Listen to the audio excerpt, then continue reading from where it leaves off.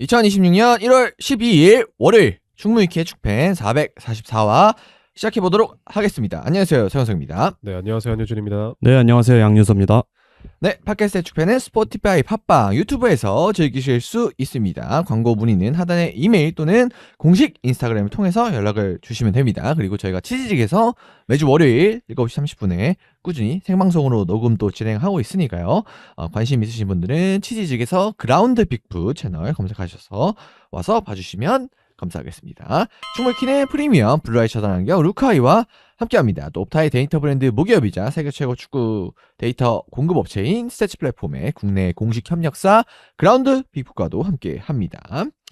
자, 그러면 이제 오늘도 방송을 시작해 봐야 될 것 같은데요. 일단은 지금 1월 또 두 번째 이제 방송이고, 그렇죠. 이제 그리고 지난주 또 윤서님께서 새로 합류를 해주셨는데 생각보다 좀 적응이 굉장히 잘 되셔서 일단은 뭐 미리 말씀을 드리면 이번 주는 또 이제 경기 또 리뷰 이런 것까지 또 하나 부탁을 드려가지고 맨유 경기 또 이번 네, 또 그렇죠. 처음 또 이제 주제를 준비하셔서 또 오셨거든요. 그래서 좀 더 사실 이런 거는 좀 쉽게 맡기기가 어려운데 처음 오시면 저희 아주 시일이 좀 두지긴 하잖아요. 평균적으로 그쵸. 사람들이 네네. 오면. 근데 이제 그럼에도 불구하고 저희가 지난주에 좀 안정적인 모습이 너무 있어가지고 다행이다 생각해서 좀 빨리 맡기게 됐고 해서 윤서님이 앞으로 이제 준비하실 것들도 많이 기대를 해주시면 될 것 같고요. 그리고 이제 지난주 이제 회차 댓글에도 이제 맨유 이제 팬이신 분인데 또 맨유 팬이 와서 또 환영한다 뭐 이런 이제 댓글도 다 달리고 해서 어쨌든 또 앞으로 좀 힘내서 좀 방송을 해주시면 좋겠고, 좀 이제 하고 싶은 것들을 뭐 제가 합류 이제 막 하셨을 때도 말씀을 드렸지만 좀 하면서 좀 본인의 약간 꿈을 펼치는 네. 하고 싶은 것들 좀 하는 그런 시간들을 이제 가져보셨으면 좋겠어요. 그래서 많은 것들을 좀 해주셨으면 좋겠어요. 네, 하고 싶은 요거 해주시거나 아니면 제가 네. 생각나는 게 있으면 뭐 열심히 또 준비를 해보도록 하겠습니다. 그래서 어쨌든 그런 것들을 할 계획이고요. 그래서 이번 주부터 이제 윤서님도 컨텐츠에 이제 적극적으로 좀 참여하시게 됐습니다. 그래서 이제 1월 이제 두 번째 주 지나가고 있는데 두 분은 좀 지난주 어떻게 보셨나요, 윤서님부터? 사실 지난주에 별다른 일정이 없어가지고 그냥 또 집에서 축구 보고 또 보다 보니까 또 새벽에 보면서 늦게 자고. 근데 또 뭔가 왜 그런지 모르겠는데 전역하고 나서 막 축구를 엄청 열심히가 잘 안 봐지더라고요. 이상하게. 그게 안 바보릇해서 그래요. 왜냐면 물론 이제 윤서님은 생방송을 보시지 않더라도 꾸준히 이제 다시 보기 같은 거로는 열심히 시청을 하셨지만 사실 그러니까 시간대가 워낙 다르다 보니까 그것도 좀 혹시 지금 이거부터 시작해야겠다. 시차 적응 좀 되셨나요? 그러니까 군대의 시차가 있잖아요, 또. 아, 네, 그렇죠. 그걸로 따지면 해외 축구 시간으로 이제 시차가 많이 적응이 되긴 했는데, 이게 요즘 좀 맨유 관련 주제를 조금 덜 좀 봐야 되나 싶은 게 너무 여기에 집중되고 매몰되다 보니까 다른 데를 볼 여유가 없더라고요. 정신 건강이 좀 해롭긴 하죠. 네, 정신 건강도 해롭고, 그다음에 뭐 지난주 제가 첫 팟캐스트 참여할 때부터 알다시피 이슈가 바로 터져 나왔잖아요. 그렇죠. 그렇죠. 그때부터 이제 뭐 아모림 경질 대고부터 뭐 또 제가 아모림 뭐 관련해서 결산글도 하나 쓰고 그랬는데 그런 쪽으로 계속 파고 또 플래처가 대행으로 올라오면서 또 그쪽 경기도 좀 보면서 분석을 계속 하다 보니까 이쪽에서 다룰 게 너무 많더라고요. 그래서 뭐 저는 그런 것 같아요. 처음에 이제 군대 가고 이제 전역하고 이러면은 아무래도 다른 게 재밌는 게 더 많아진 게 아닌가 옛날보다. 네. 그렇죠. 확실히 그런 게 있고 저는 근데 다른 것보다도 그 6시에 눈이 떠집니다. 6시 반이 되면 그러니까 그게 어느 시점에서 약간 풀리긴 하는데 그렇죠. 네. 이게 흔히들 말하는 그 마지막 주가 말출 때 가끔씩 풀리기도 하는데 저는 그러고도 한 달 정도는 뭐 몇 시에 자든 3시에 자든 뭐 2시에 자든 뭐 전날 저녁에 자든 6시쯤에 눈이 한 번은 떠졌던 것 같아요. 그런 일 없으신가요?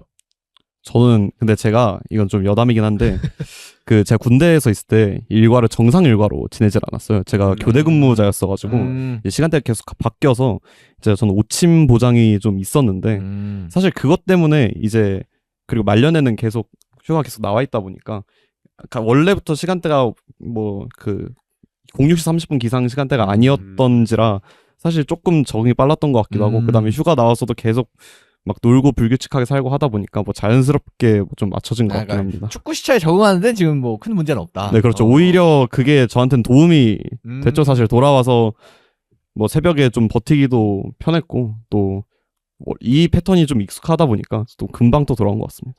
그래서 축구적으로 보면은 뭐 그게 그죠. 좀 다행일 수도 있고. 근데 그러면은 축구 말고는 좀 요즘 재밌는 거 없나요? 사실 군대에 전역하고 나오면 모든 게 재밌긴 한데 그쵸. 그 시기가 물론 이제 역으로 이제 이제 앞으로에 대한 미래 때문에 약간 걱정을 또 이제 하고. 인생 현타가 오시는 분들도 있긴 한데 근데 대체로는 사실 전역하면 모든 게 약간 즐거운 그렇죠. 예, 거의 인생에서 거의 약간 수능 끝난 이후와 더불어서 인생에서 가장 즐거운 기간이긴 한데 딱 그 전역하고 나서 이제 뭐 일을 하시든 아니면 뭐 대학 복학을 하든 딱 그 중간 시기 딱 그때가 그렇잖아요. 어때요 그건? 그래도 솔직히 하루하루가 그냥 기분이 날아갈 것 같긴 합니다. 그러니까 이제 가끔 제 주변에 그런 친구들이 있어요. 뭐 동기는 아니고 뭐 제 맞선임이었는데 이제 가끔 군대가 그립다고 할 때가 맞아요. 있더라고요. 네. 아무래도 뭐 그때 그 감성이나 뭔가 좀 약간 또 그 사람들하고 안에 있던 사람들 워낙 친했으니까. 과거는 또 미화되니까요. 네, 그렇죠. 근데 사실 저는 뭐 그러진 않고 그냥 여기 있는 게 제일 좋고 무엇보다 이제 축구를 라이브로 볼 수 있다는 것 자체가 좀 감사한 것도 있고. 근데 사실 전역하고는 이제 조금 편하게 쉬는 경우가 많았어요. 그냥 밖에 나가기보다 그냥 안에서 좀 쉬고 그다음에 가족들하고 좀 시간 보내고 뭐 또 할머니 할아버지도 또 뵈러 가고 그런 시간이 좀 많았던 것 같아요. 그리고 뭐 이제 또 복학을 해야 되는데 제가 또 과 안에서 잠깐 하는 일들이 좀 몇 개 있어가지고 그런 일 준비도 조금 하느라 요즘은 그냥 집에서 편하게 지내고 있습니다. 어쨌든 그런 걸 또 할 수 있는 기간이 정해져 있기 때문에 그렇죠. 할 수 있을 때는 괜히 물론 이제 당연히 열심히 갓생을 사는 것도 좋은 일이지만 네. 그냥 뭐 그 편하게 쉰다고 꼭 나쁜 건 아닌 것 같아요. 그러니까 그게 너무 이제 과하면은 또 안 되겠지만 네. 적당히 그런 걸 할 수 있을 때는 또 해주는 것도 왜냐면 또 그냥 그렇게 사는 것도 또 인생의 경험이라고 생각은 들거든요. 뭐 당연히 저도 과거 미화할지는 모르겠습니다만 어쨌든 이렇게 지금 쉬고 축구를 보고 하니까 뭐 저희 방송도 해주시는 거고 그다음에 앞으로 또 뭐 어떤 일을 하실지 모르겠지만 어쨌든 뭐 자산은 될 거잖아요. 뭘 하든 네, 지금 그렇죠. 시간들이. 사실 그러니까 사실 지금 뭐 엄청 뭐 중대하게 준비를 하거나 뭐 공부를 하거나 이런 할 건 필요가 없는데, 없어요. 그리고 네. 지금 그리고 사실 저도 이제 복학을 하면 이제 3학년이다 보니까 슬슬 취업을 그렇죠. 어떻게 해야 될지 진로 고민도 해야 되고 또 그거 맞춰서 또 공부도 해야 되고 그러잖아요. 어떻게 보면 지금이 인생에서 정말 흔히 말해서 뇌 빼고 살 수 있는 마지막 기간일 수도 있을 것 같아서 그냥 이 기간을 좀 즐기고 있습니다. 그리고 물론 이제 물론 이제 제 주변에 한정된 얘기지만 근데 지금 이제 3학년이시니까 앞으로 이제 한 2년 정도 기간이 남았죠. 네, 그렇죠. 준비를 하기 위해서. 근데 그 2년을 열심히 산다고 꼭 뭐가 잘 되는 건 아니에요. 그렇더라고요. 예. 그런가요? 예, 그렇더라고요. 그러니까 열심히 그러니까 열심히 막 뭘 많이 준비한다고 이제 목표가 이루어지는 것도 아니고 뭐 그렇다고 이제 그 시간은 약간 어떻게 보면 이제 허송세월이라고 이제 표현할 수도 있는 그렇게 물론 이제 당연히 열심히 하신 분들이 더 가능성은 높겠죠. 가능성 근데 이제 높죠. 네. 꼭 연결되지는 않는다. 그래서 그리고 요즘 그게 자꾸 보이는 게 요즘 AI 관련해서 뭐가 많잖아요. 그래서 뭐 그쵸. AI 때문에 뭐가 뭐 안 된다. 뭐 특히 이제 요즘 개발자분들이 좀 직접적으로 타격도 많이 받고 하여튼 그런 기사들이 계속 많이 나오더라고요. AI 통해서 이제 뭐 어떤 직업군이 타격을 받았다. 네. 아니면 뭐 받을 것이다. 아니면 뭐 대체될 것이다. 뭐 어떤 직업이 없어질 것이다. 이런 얘기 워낙 많이 보다 보니까 우리가 그러니까 왜냐면 뭐 지금 우리가 하루에 뭐 진짜 열심히 해서 단어 한 100개씩 외운다고 해도 AI는 딸깍하면 하루에 한 10,000개는 익힐 거 아니에요. 그렇죠. 극단적으로 가면 10초만 외우지 않을까. 10,000개를 넣어서 뭐 100만 개를 가는 것도 순식간이 아닐까 싶긴 합니다. 하루면은 이제 새로운 언어도 창조하지 않을까 AI. 네, 그렇죠.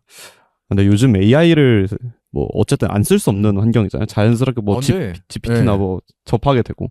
근데 진짜 좀 놀랍더라고요. 특히 뭐 축구를 보다 보면 어쨌든 자료 준비할 때 통계 자료나 이런 거를 많이 찾아볼 수밖에 없잖아요. 네.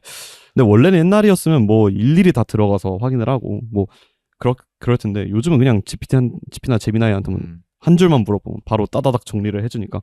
그러니까 물론 그렇다고 이제 몇 번 써봤는데 또 GPT가 그렇게 정확하진 않더라고요. 그러니까 GPT 기준입니다. GPT 기준으로 제가 경험상으로는 가장 GPT가 악한 게 뭐 AI가 원래 그런 것도 있다고는 하는데 그 최근 데이터 업데이트. 그러니까 예를 들면은 뭐 그래 박지성 선수 이미 은퇴한 지 오래됐으니까 박지성 선수에 대한 기록은 이제 GPT가 엄청 잘하는데 그렇죠.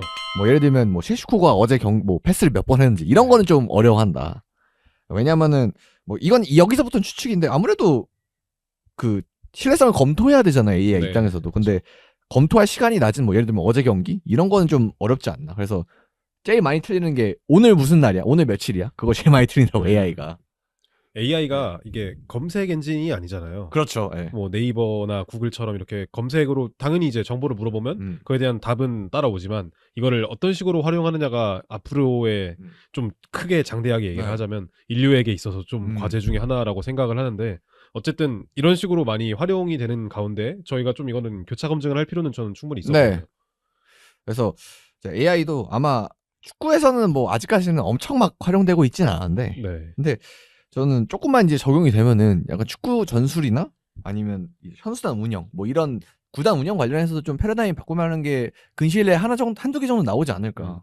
네, 뭐 그런 게 사실 AI 발전이 되게 빠르잖아요. 네. 지금 뭐 5년만 비교를 해도 저희가 뭐 5년 전이면 2021년 초인데 그때하고 지금 비교했을 때 실제로 사용량이나 이런 걸 따졌을 때 엄청나게 가파르게 증가하고 그런 사용이 증가하고 있기 때문에 그리고 뭐 기업들도 엄청 거기에 좀 투자를 막대하게 하고 있고 그래요. 그리고 그것 때문에 이제 요즘 PC 살려면은 엄청난 거 아니에요? 네, 그렇죠. 뭐 가격이. 그래픽 카드나 이런 거 네. 다 비싸고 그러니까 사실 AI 같은 게 이제 학습이 되면 될수록 그 속도가 더 빨라질 거라고 생각을 하는데 그런 걸 생각하면 지난 5년 동안 뭐 경험했던 그 발전보다 더 빠른 발전이 있지 않을까. 그리고 당연히 이런 거를 적용하는 구단들이 많을 겁니다. 네, 그래서 어느 순간이 되면 뭐 극단적으로 뭐 전술 개발 AI라든지 뭐 아니면 이제 이제 전술적인 아이디어를 이렇게 딱 넣으면은 알아서 시뮬레이션에서 이 전술을 쓰면은 뭐 어떤 약점이 있고 뭐 어떤 팀 상대로 이 전술을 쓰면 뭐 어떤 결과가 나올 것 같고 뭐 이런 것들을 이제 약간 시뮬레이션이나 아니면 뭐 분석을 도와주거나 뭐 이런 뭐 AI도 나올 수 있지 않을까. 물론 이제 축구는 데이터로 설명될 수 없는 게 좀 많기 때문에 그쵸. 그런 직관이 얼마나 이식이 될지는 모르겠지만 근데 사실 바둑 같은 걸 통해서 그래도 어느 정도 직관에 가깝다고 생각하는 그런 이제 방대한 데이터도 입력이 된다는 게 확인은 됐으니까 그래서 좀 더 이제 데이터가 축구 쪽에서도 발전이 된다면 이걸 AI에 다 집어넣으면 뭔가 나오지 않을까 하는 기대감도 좀 드는 것 같습니다. 그래서 축구도 진짜 미래가 되면은 뭐 분석관도 있지만 약간 AI 툴을 적용해서 하는 뭐 코치 같은 것도 하나 있을 수도 있지 않을까 나중에. 그렇죠. 네. 그래서 뭐 여러 가지 생각이 많은 뭐 여러 가지 얘기를 해봤는데 아무튼 뭐 이런 게 있을지 또 저희가 그런 게 나오면 또 다뤄봐야 되니까 또 미래 한번 얘기를 해보면 또 좋을 것 같습니다. 자 그럼 여기까지 좀 이렇게 정신없이 얘기를 해봤고요. 그래서 저희가 준비한 본격적인 축구 얘기로 들어가 보겠습니다. 그래서 이번 주는 FA컵 주간이었죠. 그래가지고 저희가 FA컵에서 주목할 만한 그런 소식들 위주로 좀 가져와 봤는데 그래서 경기는 한 경기 정도 제외하고는 나머지는 좀 이슈 위주로 네. 한번 쭉 봐보도록 하겠습니다. 그래서 첫 번째 예로 얘기를 해볼 게 아마 이제 디즈니 플러스 다큐를 보셨으면 다들 익숙한 팀일 텐데요. 바로 렉섬 이제 챔피언십 팀인데 또 라이언 레이놀즈 그러니까 데드풀 주연이죠. 그 레드풀 연기한 라이언 레이놀즈가 구단주로 있어가지고 좀 유명한 구단인데 요 구단이 바로 노팅엄을 격파하고 다음 라운드로 또 진출했습니다. FA컵에서. 일단은 5부부터 2부까지 백투백이죠. 네, 3연속 승격. 네. 다큐에서도 좀 잘 나오는데 그래서 다큐가 이제 시즌 1부터 4까지 있는데 첫 시즌에 승격 실패하고 처음에 그래서 이제 시즌 2부터 시즌 4까지 이렇게 쭉 승격하는 뭐 그런 스토리가 담겨 있는데요. 최초라고 합니다, 일단. 백투백이죠. 그러면 그러니까 네 번, 세 번. 3연 승격. 3연 승격. 5부에서 4부, 4부에서 3부, 3부에서 2부. 한 번에 간 거죠. 전에 입 스위치가 3부에서 2부 가서 네. 2부 가서 바로 1부 네. 갔던 기억이 있는데 그거를 하나 더 뛰어넘어서 렉섬은 그렇습니다. 지금 챔피언십까지 일단 진출을 해 있죠. 뭐 그리고 이제 챔피언십에서도 뭐 강등권에 있어서 막 잔류 경쟁을 하는 게 아니라 지금 승점 40점이거든요. 네, 9위예요. 근데 이제 6위랑 이제 플레이오프권이 6위니까 6위와 이제 와포드와 1점 차고 그다음에 2위 미들즈브로와는 또 6점 차기 때문에 뭐 아직 이제 뭐 승격이 불가능한 거 아니다. 어제 승격 경쟁을 하고 있는 거죠 결국. 네. 그래서 4연 승격을 할 수도 있다. 네, 이렇게 일단 스토리는 알면 될 것 같고 어쨌든 당연히 뭐 이제 스타가 영입하고 돈을 많이 써서 여기까지 온 것도 있겠지만 그냥 다 빼고 그런 걸 빼고 생각해도 감안하고 생각해도 그러니까 빼고 생각해도 감안하고 생각해도 그냥 대단한 팀이지 않나 어쨌든. 그렇죠. 네. 물론 이제 모두에게 호감도가 있는 팀은 아닙니다. 아까 뭐 싫어하시는 분들은 싫어하시더라고요. 근데 그래도 어쨌든 긍정적으로 평가할 만한 부분은 분명 있는 구단이지 않나 하는 생각이 들거든요. 네, 뭐 그렇죠. 사실 이런 기록이 사실 상상하기가 어렵잖아요. 네. 그러니까 이건 게임에서도 어려운 거예요, 진짜. 네, 그렇죠. 그러니까 막 당장 K리그만 해도 네. 이제 뭐 좀 얘기하기는 좀 불편할 수도 있지만 뭐 수원 삼성만 해도 지금 2부 리그에 떨어지고 나서 3시즌째 이제 승격을 도전하고 있는데 그러니까 그만큼 승격이라는 과제가 여러 가지 변수들이 그렇죠. 많기 때문에 그러니까 당장 루턴타운만 해도 승격했다가 바로 떨어져서 지금 또다시 떨어져 있죠. 네. 그러니까 한 번 또 떨어지면은 되게 올라오기 어려운데 그러니까 뭐 여기는 그래도 5부부터 떨어지진 않고 계속 올라왔으니까 상승세인 건 맞지만 사실 5부부터 2부까지는 그것만으로도 격차가 엄청날 거란 말이에요. 그러니까 물론 이거를 라이언 레이놀즈가 어쨌든 자본이 있고 이제 이런 뭐 투자도 받고 사실 네. 디즈니 다큐 찍어서 이제 그걸로 인한 이제 수익도 많고 네. 부가적인 이제 가치들도 많이 창출하는 팀입니다만, 근데 그걸 다 차치하고서라도 뭐 예를 들면 그냥 사우디가 들어가든 뭐 중동 구단도 막 일부 들어서 막 하잖아요. 네, 그렇죠. 근데 또 그거에 비해서는 또 그 정도는 아니니까. 네, 뭐 그렇죠. 그리고 사실 그런 사우디 자본 같은 게 많이 들어온다고 해서 뭐 당장 그런 팀들이 성공하는 게 아니잖아요. 뭐 맞아, 물론 맨시티도 과도기가 있었고. 네, 물론 일부 리그가 워낙 그 경쟁이 이미 경쟁 체제가 공고하기 때문에 그런 거를 좀 쉽게 깨기는 다른 리그들보다는 좀 어렵겠지만 사실 5부에서 2부 올라온 거는 정말 대단한 성과라고 봐야 되고 그리고 2부 올라와서도 어쨌든 1점 차란 말이죠. 와포드랑. 물론 지금 순위표를 보면 와포드가 한 경기를 덜 했습니다. 네, 뭐 그것도 있고 그다음에 다 모여 있긴 해. 그다음에 원래 이제 챔피언십은 중위권이 좀 빡빡하긴 한데, 근데 그래도 여기 붙어 있는 게 어디예요? 네, 그렇죠. 그러니까 빡빡하니까 오히려 이제 또 한 번 상대 미끄러질 때 틈 타서 올라가고 흐름 그대로 이어가서 이제 플레이오프까지 나가면 또 모르는 일이잖아요. 그렇죠. 그리고 어쨌든 5부부터 2부까지 지금 3년 연속 승격을 경험해본 팀이기 때문에 분명 승격 싸움을 들어가기 시작하는 순간부터는 또 흔히 말하는 뭐 우승 DNA처럼 승격 DNA가 또 발동할 수도 있고 사실 이런 감정적인 부분이나 경험적인 부분 이런 게 축구에서 절대 무시할 그렇죠? 수 없는 부분들이잖아요. 뭐 전력상이나 뭐 실력상으로만 무조건 이기는 게 아니니까 축구는 특히 이런 분위기나 경험 자체는 굉장히 크고 괜히 저희가 뭐 레알 마드리드한테 챔스 DNA가 있다고 얘기하는 게 아니듯이 렉섬도 사실 이 정도면 승격 DNA라고 그렇죠. 할 수 있지 않나. 3년 연속은 정말 대단한 거고 그것도 바로바로 다이렉트로 올라왔으니까.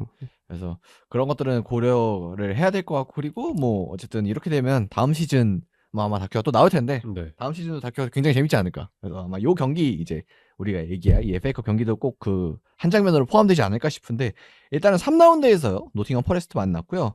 3대3 연장 승부 끝에 이제 승부차기 끝도 해가지고 승리를 했습니다. 그래서 노팅엄이 뭐 돌리긴 했습니다. 로테이션은 좀 많이 돌렸고, 좀 리그 상황이 안 좋기 때문에 로테이션을 돌렸고, 그래서 이고르제스 그 주전 스트라이커인데 그 선수 정도만 나오고 이제 다들 이제 후반에 좀 경기 어려우니까 부랴부랴 나오더라고요. 그렇죠. 모건깁 사이트 바로 이제 후반전에 투입되고 뭐 이렇게 해가지고 5명을 좀 일찍 바꿨는데 노팅엄이. 근데 그럼에도 불구하고 3대3, 그러니까 3대3까지 결국 쫓아온 거예요. 노팅엄이 3대1로 지다가. 그래서 그렇게 하고 이제 결국 승부를 결정지지 못하고 이제 승부차이 끝에 승리를 했는데, 뭐 이런 것도 보면 확실히 정신적으로는 대단한 게 이 3대1에서 3대3으로 되고 연장하면 사실 대부분 무너지거든요. 그렇죠. 어딘가에선.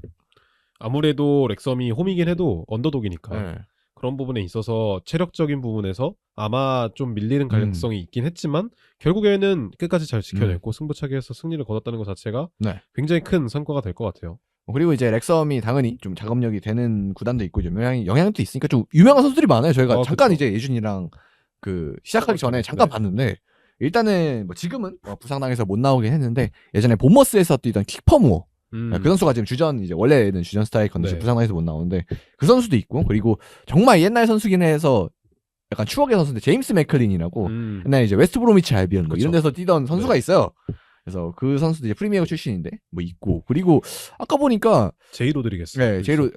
그 소튼에서 뛰던 그 선수죠. 그래서 부상 당하기 전까지 잘했던 번리에서 번리에서 뛰었죠. 그리고 큰 부상 당해가지고 진짜 커리어가 약간 꼬인 그 선수인데 그런 선수도 있고, 뭐 코너 코디도 있을 거고요. 울브스 주장이었죠. 그리고 뭐 골키퍼에 데니 워드도 있어요. 데니 워드도 있고 아스날 뉴스 출신인 아서운 코커 이 선수도 아스날에서 잠깐이나마 서드 골키퍼를 했을 정도로 그래도 꽤 유망받던 선수 중에 한 명이었거든요. 근데 이 선수도 렉섬에 이적을 해서 꽤 오래 있었고요. 그리고 뭐 프리미어리그와 이 챔피언십을 왔다 갔다 했던 선수들이 좀 많은 것 같아요. 특히 뭐 브로드헤드 같은 경우에는 지난 시즌에도 입스위치에 있었고 네. 그리고 아까 언급했던 뭐 히퍼무어라든지 코너 코디, 제이 로드리게스 이런 선수들이 다 프리미어리그 경험이 있는 선수들이기 때문에 조금은 더 경쟁력이 있지 않을까라는 생각입니다. 뭐 그리고 그거에 더해서 어린 선수들도 보니까 이제 맨시티 유스였던 칼럼 도일이 이적을 해서 거기 있더라고요. 왼발 수비수. 네. 그래서 나름 이제 그래도 맨시티에서 이름은 들어보신 분들이 좀 있었을 거예요. 그쵸. 네. 뭐 벤치에 가끔 있었던 적도 있고. 그래서 이름이 조금 이제 그래도 알려져 있는 유망주들 중에 한 명이었는데 어쨌든 이 렉섬으로 이적을 했고 그리고 뭐 임대도 한 명 데려왔고 맨시티에서 그래서 그러니까 생각보다 이제 스쿼드도 세고 어쨌든 뭐 당연히 이제 노팅엄보다 세지는 않지만 네. 네, 그래도 좀 탄탄한 전력을 바탕으로 지금 챔피언십에서 경쟁을 하고 있으니까 뭐 저희가 시즌 끝날 때쯤 다시 돌아보면 뭐 플레이오프나 이 정도는 충분히 가능하지 않을까.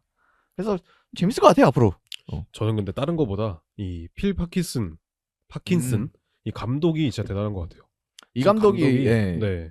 하브리그에서 잔뼈가 좀 많이 굵은 감독인데 근데 그쵸. 뭐 프리미어 리그 막 하거나 이런 정도는 많이 그러니까 커리어가 많지는 않거든요. 그런 유명한 커리어가. 커리어가 브래드포드 시티, 브렌트포드 말고 브래드포드. 네. 그다음에 이제 볼턴 원더러스, 이후에 썬더랜드 그리고 이제 렉섬이에요. 렉섬에서 2021년 7월부터 있었거든요. 그러니까 오브 리그부터 내셔널 리그부터 쭉 지금까지 이끌고 있는 거예요. 혹시 썬더랜드 몇 년이에요? 그 경력이? 19년부터 2020년. 그럼 딱 그 죽어도 썬더랜드 촬영할 때 아닌가? 그쯤 그 뒤인가? 쯤인가? 아무튼 네. 좀 다큐를 찍는 팀과 인연이 좀 깊네요. 예. 그쵸. 어쨌든 간에 이 렉섬의 그 선임이 되고 나서 오브부터 지금까지 쭉 이어오고 있다는 것 자체만으로도 굉장히 좀 상징적인 감독이지 않을까라는 생각입니다. 이 감독도 메이저한 감독은 아닌데 네. 근데 이제는 챔피언십까지 왔고 또 만약에 이제 프리미어리그를 가게 된다면은 또 사실 이 감독이 젊은 감독은 아니거든요. 그쵸, 나이가 네. 좀 있는데 어쨌든 좀 인생 반전 역전을 이뤄내는 뭐 그런 감독이 이제 되지 않았나. 네. 뭐 그런 생각도 들고 해서 사실 이 감독이 뭐 다큐에서도 좀 나오긴 하는데 전술적으로 엄청 막 디테일하게 하는 그런 사람은 아닌 것 같아요. 그러니까 네. 뭐 비춰지는 모습으로 봤을 때. 그래서 딱 뭔가 네. 잉글랜드 느낌 나는 그런 축구를 좀 구사하는 것처럼 보여지긴 하죠. 다큐를 봤을 땐 그렇게 보여지는데 네. 근데 어쨌든 딱 본인만의 플랜 A가 있고 3백 바탕으로 해서 네. 그래서 지속적으로 좀 성과를 내고 이렇게 프리미어리그 팀 상대로도 좋은 성과를 내는 거 보면은 확실히 컬러는 있지 않나 싶고 그리고 만약에 이제 프리미어리그에 오게 된다면은 이 팀의 공중볼을 좀 다들 조심해야 되지 않을까. 네.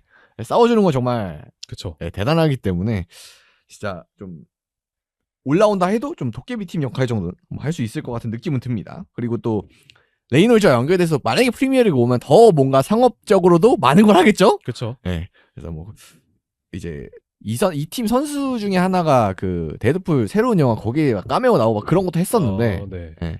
아마 그런 이제 연결이 좀 더 늘어나지 않을까. 그리고 프리미어리그 뭐 레이놀즈 오면 카메라도 많이 잡히겠죠. 뭐. 그쵸. 네. 그래서 이번에도 또 잡혔더라고요. 예. 또 TV 중계는 사실 안 잡아줄 수가 없거든요. 오면. 그쵸, 네. 그리고 이제 다큐에도 나오지만 레이놀즈가 초청하는 유명인들도 또 많이 오기 때문에 여러모로 만약에 이 프리미어리그 오면 또 재미진 요소가 하나 더 늘어나지 않을까 하는 생각도 듭니다. 그렇습니다. 물론 이제 축구기 때문에 이런 부분에 있어서 호불호가 좀 있을 수 있겠지만 저는 개인적으로는 좋은 것 같아요. 이런 뭔가 상업화라고 해야 되나? 상업적인 이런 시도 요런 게 사실 요게 물론 에너지가 본인 돈을 당연히 많이 쓰고 있겠지만 그러니까 돈을 정말 유흥거리는다 이런 취미 활동을 소비하려고 온 건 또 아니기 때문에 여러 가지 이제 계획들을 보면 스포츠 자체가 네. 아무래도 좀 보수적인 성향이 있죠. 특히 유럽은 그렇죠. 네, 특히 유럽이 그렇고 특히 잉글랜드와 특히 축구가 더 그런 것 같은데 저도 좀 찬성인 입장이긴 해요. 네. 윤서님은 약간 이런 거에 대해 어떻게 생각하세요? 약간 상업적으로 약간 극단적인 상업 축구. 사실 저는 약간 낭만파라서 저는 조금 약간 그러니까 반대한다기보다는 이제 뭐 너무 그렇게 돈 거리고 약간 뭐 선수나 구단이 되게 그냥 돈으로 소비되는 거는 별로 좋게 보진 않거든요. 근데 사실 뭐 레이놀즈는 그래도 본인이 직접 나서가지고 뭐 투자도 하고 본인이 구단의 열정을 보여주고 있기 때문에 우리 다큐 보면 레이놀즈가 사실 제일 많이 나오긴 네, 해요. 그렇죠. 그러니까 사실 이제 자본 관련해서 결국 팬들이 반감을 가지게 되는 거는 결국 이제 이 사람이 구단을 위해서 이제 일을 하는 게 아니라 본인의 정말 돈을 위해서 일을 하는. 사실 맨유 입장에서는 그럴 수밖에 없는 게 글레이저 가문 때부터. 글레이저의 사례. 그러니까 사실 맨유 팬들은 이거를 좀 부정적으로 볼 수밖에 없거든요. 사실 그 글레이저 체제에서 돈을 썼던 것도 글레이저가 뭐 구단의 열정을 보여주고 직접 투자도 하고 이런 것보다는 빛을 다 끌고 와서 구단에 들어온 다음에 빛을 다 전가시키고 그거를 구단 수익으로 떼우고 있는 구조였단 말이죠. 지금 사실 들어와 있는 레클리프 사단이나 이네오스도 사실 맨유에 그렇게 애정이 있거나 구단의 진정한 발전을 위해서 일한다는 느낌은 사실 조금 덜 드는 게 사실이고. 근데 그런과 별개로 일단 렉섬 같은 경우 레이놀즈 본인이 열정을 불태우고 어쨌든 결과를 5부터 2부까지 낸 거는 이 사람이 운영 자체는 굉장히 잘하고 있다는 걸 반증하잖아요. 그러니까 이런 경우에는 희망적으로 볼 법한 것 같습니다. 그리고 이제는 더 이상 스포츠가 자본의 힘에서 벗어나기가 어렵잖아요.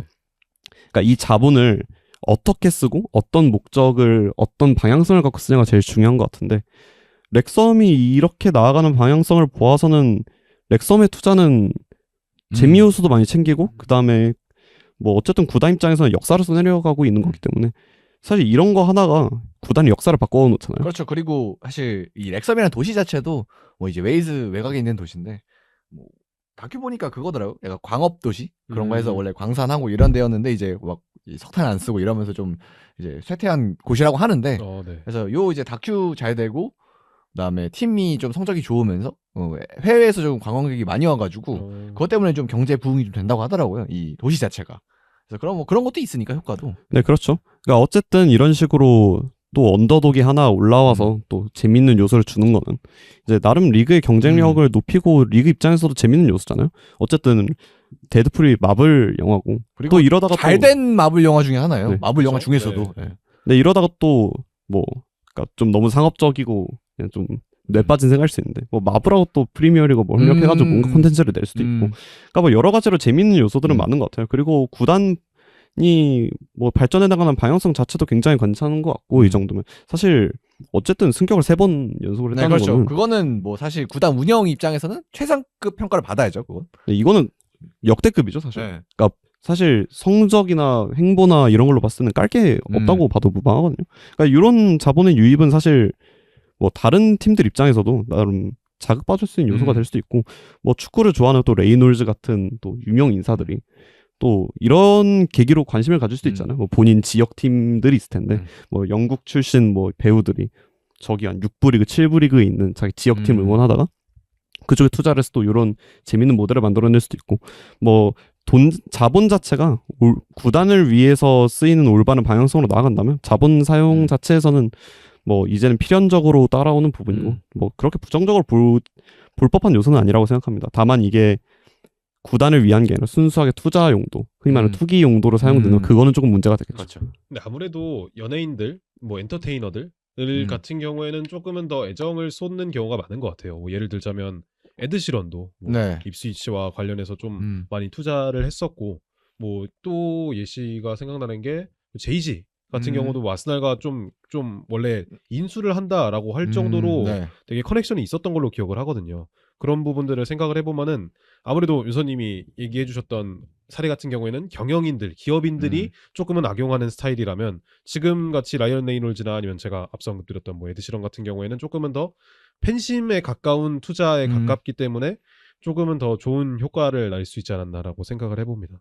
그리고 저는 이렇게 미디어를 활용하고 뭐 이게 사실 역풍이 불 수도 있지만 못하고 이러면은 근데 좀 더 이런 게 더 어쨌든 이것도 축구로 제2 컨텐츠를 생산해내는 거니까 그래서 이런 걸 좀 더 많은 팀들이 하면 물론 이제 많은 팀들이 이제 하는 추세로 이제 요즘 가고 있는데 그래서 요런 이제 방식의 미디어 중심의 팀도 뭐 앞으로 나쁘지 않지 않을까. 그렇죠. 오늘 이제 다큐 보니까 이제 다른 이제 팀 팬들은 이제 디즈니 FC다 이러면서 약간 조롱하기도 하는데 네. 좋게 볼 수는 없죠. 그렇죠. 사실. 네. 그런 것도 있지만 근데 하여튼 이런 요소도 좀 있어야 앞으로 좀 축구가 더 흥하는 데 도움은 되지 않을까. 사실 덕질할 만한 요소 중에 요런 뭐 당연히 이제 축구뿐만 아니라 다른 것도 이런 다큐 형태로 아니면 뭐 예능 형태로 이제 그 사람의 뭐 축구면 축구 뭐 가수면 노래 원래 이런 거를 주로 보여주는 걸 했다면은 요즘은 다른 모습을 이제 그 뒤의 모습이나 일상의 뭐 이 사람에 대해서 다른 이제 인간적인 모습을 소개하거나 이런 게 또 트렌드이기 때문에 네. 그런 거를 이제 일반 구단도 많이 하고 있고 그리고 이제 렉섬 같이 그냥 이걸 중심으로 가는 팀 뭐 이런 것도 생기니까 어쨌든 뭐 축구에 있어서는 재밌는 요소인 것 같고 한국에도 이런 팀이 아마 생길 수 있으면 좋지 않을까. 한국의 라이언 레이로즈. 네, 그래서 누군가가 이제 뭐 다큐나 아니면 뭐 프로그램 예능 프로그램 뭐 축구 예능이나 야구 예능이 요즘 많이 하잖아요. 이제 네. 그런 걸 이제 진짜 구단으로 들어와서 진짜로 운영하면서 하는 뭐 그런 것도 나오면 나쁘지 않지 않을까. 사실 넷플릭스가 있기 때문에 또 우리나라 그 컨텐츠에는 투자를 많이 해주잖아요 넷플릭스가. 네, 그렇죠. 그래서 그런 걸 한번 해볼 수도 있지 않을까. 그다음에 축구로 따지면은 이제 앞으로 할 거잖아요. 뭐 한국형 승강제 해가지고 이제 그렇죠. 다 연결되는. K3, K4까지. 몇 년 뒤에 할 거니까 뭐 그런 것과 연결돼서 뭐 이런 것도 나오면 나쁘지 않지 않을까. 그다음에 예능을 우리가 워낙 잘 만들잖아요. 그래서 그런 포맷은 약간 재밌게 할 수 있지 않을까 하는 생각도 듭니다. 그래서 여러 가지 얘기해봤고 그래서 렉섬 얘기 여기까지 하고 넘어가 보는데 또 이제 이것보다 더 큰 자이언트 킬링이 있었는데 이거는 정말 이 정도 차이가 이게 이렇게 뒤집어진 적이 있나 싶은데 팰리스가 6부 리그 팀한테 매클스필드라고 하는데 여기 팀한테 져가지고 디펜딩 챔피언이 3라운드에서 바로 떨어지게 됐습니다. 네, 디펜딩 챔피언이 이 매클스필드가 6부 리그 소속이라고 했잖아요. 그러니까 B리그 팀이죠. 그러니까 세미프로인 거예요. 이 디펜딩 챔피언이 B리그 팀한테 떨어진 게 1909년 이후 최초랍니다. 와, 그러면은 거의 100년도 넘었네요, 훨씬. 네, 1908, 1909 시즌에 1라운드에서 이것도 공교롭게도 팰리스가 크리스탈 팰리스가 크리스탈 팰리스가 울버햄튼을 꺾은 이후로 첫 기록이다. 그때는 이제 팰리스가 낮은 6부 리그였고. 네. 그래서 전 울버햄튼이 디펜딩 챔피언이었는데 크리스탈 팰리스가 꺾었던 게 그 종전 기록이었다. 그래서 이 1909년에 우리나라 역사가 뭐가 있는지 찾아보니까 안중근 의사가 이통일호 국민을 사살했던 그 해입니다. 그럼 진짜 옛날이긴 하네요, 진짜. 그 해 이후에 이번에 최초로 기록이 나왔다. 굉장히 좀 특별한 기록인 것 같은데요. 그러니까 사실 요즘은 격차가 더 벌어졌고 사실 이때는 그러니까 지금만큼의 격차는 아니었을 수도 있잖아요. 그렇죠. 뭐, 물론 이제 이 상황을 잘 모르겠지만 근데 어쨌든 요즘은 사실 4부 리그가 1부 꺾는 것도 정말 쉽지 않죠. 정말 쉽지 않기 때문에 6부 리그면은 그러니까 직업인이 아니라는 얘기가 아니라는 거거든요. 물론 선수 중에 일부는 직업인이 있겠지만 사실 직업인이 아니신 분들도 많이 뛰는 리그인데 세미프로면 그렇죠. 따로 이제 직업을 갖고 있거나 그런 분들도 뛰는 리그인데 그런 팀이 어쨌든 잡았다는 거니까 이거는 더 기적이지 않을까. 특히 그리고 이제 FA컵도 뭔가 빅클럽이라고 할 수 있는 팀들이 많이 우승하는 추세잖아요. 최근에는 뭐 맨체스터 시티라든지 사실 우승 따지면은 우리가 약간 덜 유명한 팀이 우승한 FA컵은 정말 오랜만이었죠. 그나마 지난 시즌 팰리스도 이변 중에 하나였어요. 그렇죠. 그런 부분들을 생각을 해본다면 앞으로도 작성하기 굉장히 좀 힘든 기록일 것 같아요. 그리고 또 이제 뭐 지난 시즌 우승팀이 팰리스에서 좀 가능했던 뭐 그런 변수였기도 한데 아무튼 뭐 요거는 좀 역사에 좀 기록될 만한 경기는 또 아닐까 생각은 듭니다. 네, 그렇죠. 그러니까 사실 뭐 4부 리그가 1부 리그를 꺾는 것도 어렵다고 하는데 사실 맨유 팬으로서는 또 카라바오컵에서 아픈 저격을 해주죠. 아픈 기억이 있죠. 그러니까 사실 그때도 진짜 온갖 조롱을 당하고 그렇죠. 특히 아모림 같은 경우는 그 쪼그려서 전술판 막 하고 그걸로 엄청 조롱을 받았잖아요. 그러니까 사실 그 정도로 쉽지가 않죠. 그러니까 자본도 너무 차이가 많이 나고 그리고 특히 6부 리그면 정말 말 그대로 세미프로고 그러니까 사실 많은 분들이 알다시피 세미프로에서 쭉 올라온 선수 중에 한 명이 제이미 바디인데 제이미 바디의 역사를 조금 들어보면은 이제 공장 나가면서 축구해야 돼요. 네, 그렇죠. 공장 나가면서 투잡을 뛰고, 그러니까 사실 남들 쉬는 시간에 그냥 하는 거거든요. 그러니까 공장 나가야 돼서 경기 갑자기 참여 못하고 이런 경우도 많고, 그러니까 이런 팀인데 사실 이런 팀한테 졌다는 거는 당연히 구단 입장에서는 타격이 크고, 그리고 팰리스가 그렇다고 풀 로테이션을 돌렸나? 사실 그것도 아니거든요. 그리고 팰리스 입장에서는 뭐 마냥 뭐 예를 들면 노팅엄처럼 이제 FA컵 됐으니까 리그만 이제 집중해서 살아남자 이 정도는 또 아니거든요. 뭐 팰리스가 예년에 비해서 조금 흔들리는 면도 있긴 합니다만. 네, 사실 그리고 글라스너 감독이 리그 운영이 좋은 감독으로 평가받진 않아요. 오히려 그렇죠. 리그 운영 자체는 약점으로 평가받는 감독인데 그래도 이 감독이 계속 뭐 매스컴에 올라오고 하는 이유는 결국 컵 대회에서의 활약이 있었을 거란 말이죠. 어쨌든 FA컵도 이겼고 올 시즌 개막전에 커뮤니티 실드도 잘 치러내면서 어쨌든 그런 단기전에 강한 모습을 보여줬는데 그 단기전이었던 FA컵에서 그것도 6부 리그 팀한테 맥없이 졌다는 거는 심지어 2대0으로 끌려가다가 겨우 마지막에 일단 음. 한 골 따라잡고 따라가는데 결국 못 따라가고 졌거든요. 그러니까 사실 감독의 평판에도 이거는 정말 타격이 클 거예요. 아마. 그래서 펠리스 좀 살펴보자면 펠리스가 최근에 썩 좋지 못합니다. 네. 최근 공식전에 9경기에서 3무 6패예요. 이거 정말 좋지 못한 상황인데 이유를 조금 살펴보면은 일단은 제가 봤을 때 이선 자원들의 실력이 굉장히 좋지 못합니다.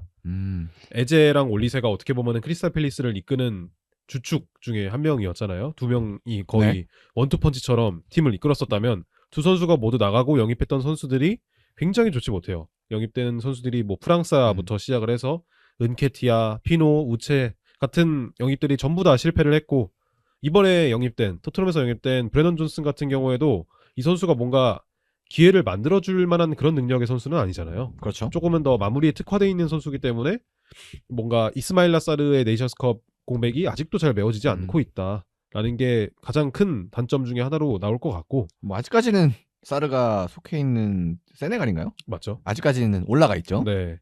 거기다가 이제 세트피스 수비도 이번 시즌 정말 좋지 음. 못합니다. 세트피스 수비 같은 경우에는 이번 시즌에 리그에서만 세트피스 12골이나 실점을 했을 정도로 펠리스가 정말 좋지 못하다. 그래서 아마 이제 글라스너 감독도 지난 시즌에 페이커 우승하면서 좀 주가가 많이 올랐거든요. 그쵸. 그래서 빅클럽들이 노린다. 네. 그다음에 막 이제 게이 사태 때는 이제 야 게이 가면 나 관둔다 뭐 이런 얘기까지도 하고 그래서 좀 주가를 올렸던 감독인데 올 시즌에 뭐 이런 결과도 있고 그다음에 리그 운영도 그렇고 해서 조금 평가는 떨어지지 않았을까. 사실- 왜냐면 원래는 네.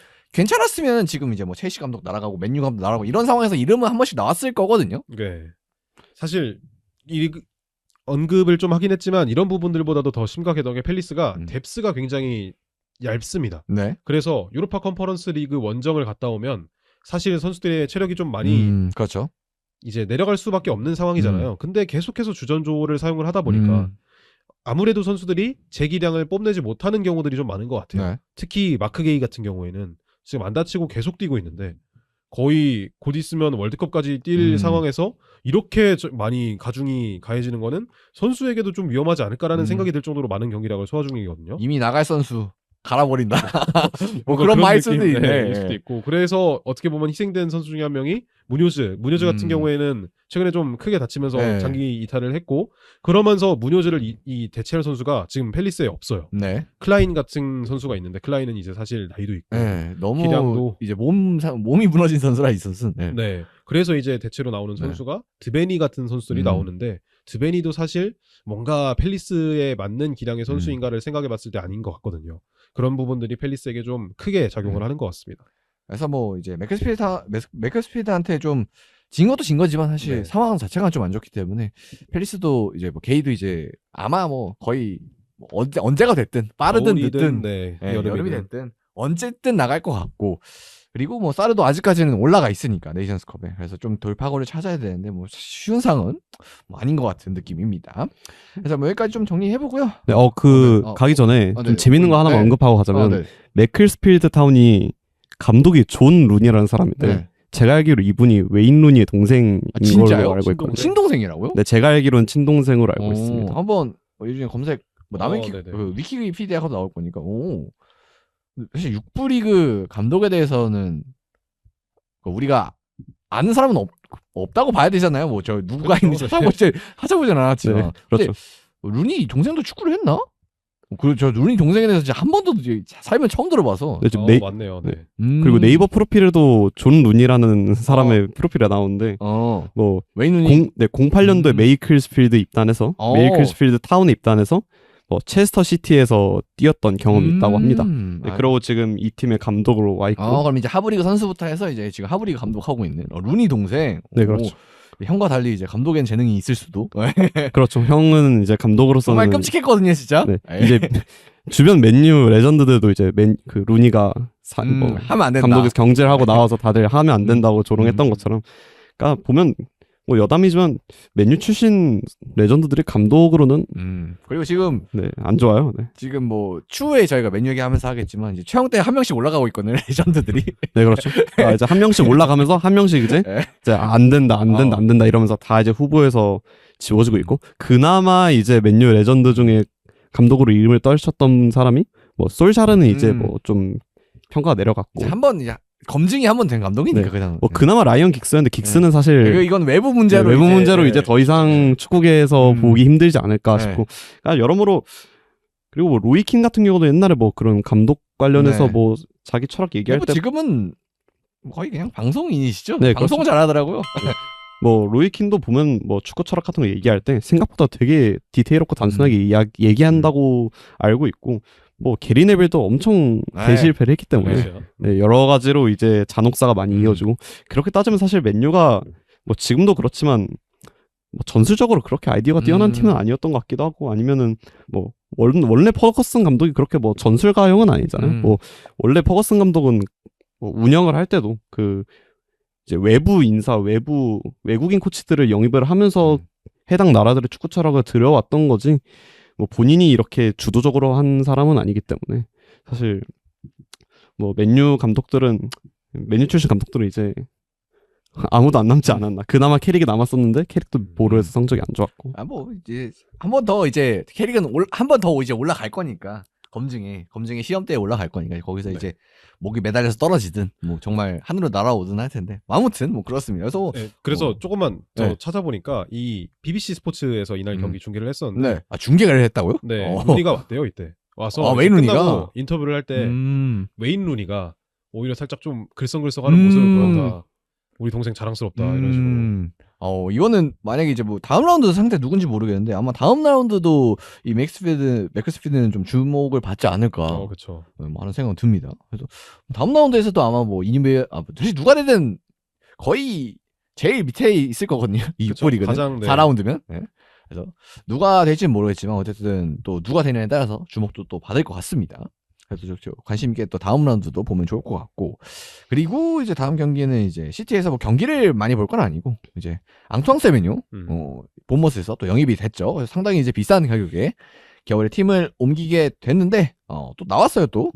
곧바로 나왔죠. 네. 일단 이적료가 6,250만 파운드 더하기 플러스 150만 파운드. 네. 그러니까 대충 6,400만 파운드 정도가 6,400만 유로 네. 정도가 될 것 같고요. 계약 기간은 2031년까지라고 합니다. 그래서 사실 세메뉴는 뭐 겨울 리서치에서 가장 지금 핫한 매물이었고 뭐 어딜 가냐 뭐 얘기가 많기도 했는데 어쨌든 최근에는 시티 위주로 나왔었고 뭐 결정도 시티로 이제 됐습니다. 그래서 등번호는 42번을 달았고요. 맨체스터 시티 하면 42번 하면 또 야야투레잖아요. 그렇죠. 야야투레인데 야야투레 이후로 첫 42번을 그렇구나. 없었군요. 물론 이제 42번이 약간 흔한 번호는 아니긴 하죠. 특이한 번호긴 하죠. 근데 이게 또 이유가 있는 게 세메뇨의 커리어의 첫 등번호가 42번이라고 하더라고요. 그래서 42번을 달았고 야야투레가 맨체스터 시티에서의 롤모델이다 이런 식으로 인터뷰를 했다고 합니다. 그래서 뭐 포지션은 좀 다르지만 뭐 어쨌든 의미 있는 번호를 달았고 일단은 이 맨시티 입장에서는 이 측면 윙어가 그래도 필요했기 때문에 지금 아직까지는 마르무시가 빠져 있는 상황이고 그쵸. 그렇기 때문에 좀 뛸 기회는 뭐 이렇게 주전으로 바로 갈지는 모르겠지만 어쨌든 좀 있을 거는 같습니다. 어쨌든 그래도 FA컵 선발 명단에 포함이 됐고 그리고 곧바로 데뷔전에서 한 골과 한 개 도움을 기록을 했잖아요. 네. 이게 한 골과 한 도움을 데뷔전에서 기록했던 선수가 2011년 아구에로 이후로 처음이라고 합니다. 물론 이제 상대가 좀 하브리그 팀이어서 그다음에 이 형이 10대 1인가? 10대 1. 그렇게 나가지고 뭐 의미가 좀 떨어질 수 있겠습니다만 어쨌든 어쨌든 뭐 그건 의미가 있는 것 같고 그래서 뭐 세메뇨가 가서 바로 나왔다. 요게 일단 요 경기에선 아주 주목할 만한 것 같고 그래서 세메뇨에서 저희가 좀 찾아봤는데 일단 이번 시즌에서 10골과 3개의 어시스트를 기록을 하면서 상당히 이제 본머스 시절에도 굉장히 좋은 모습을 보여줬고 그리고 사실 이 선수가 가장 특이한 점은 당연히 이제 뭐 드리블을 잘하고 윙어니까 뭐 이제 득점력도 있고 이런 것도 있긴 한데 저는 가장 특이했던 거는 전 게임 스텝 보고 처음 알았는데 그러니까 옛날에 몸싸움이 되게 좋아요. 그러니까 공중볼을 되게 잘 따고 몸싸움도 좋고 공을 지키는 능력이 좀 뛰어나더라고요.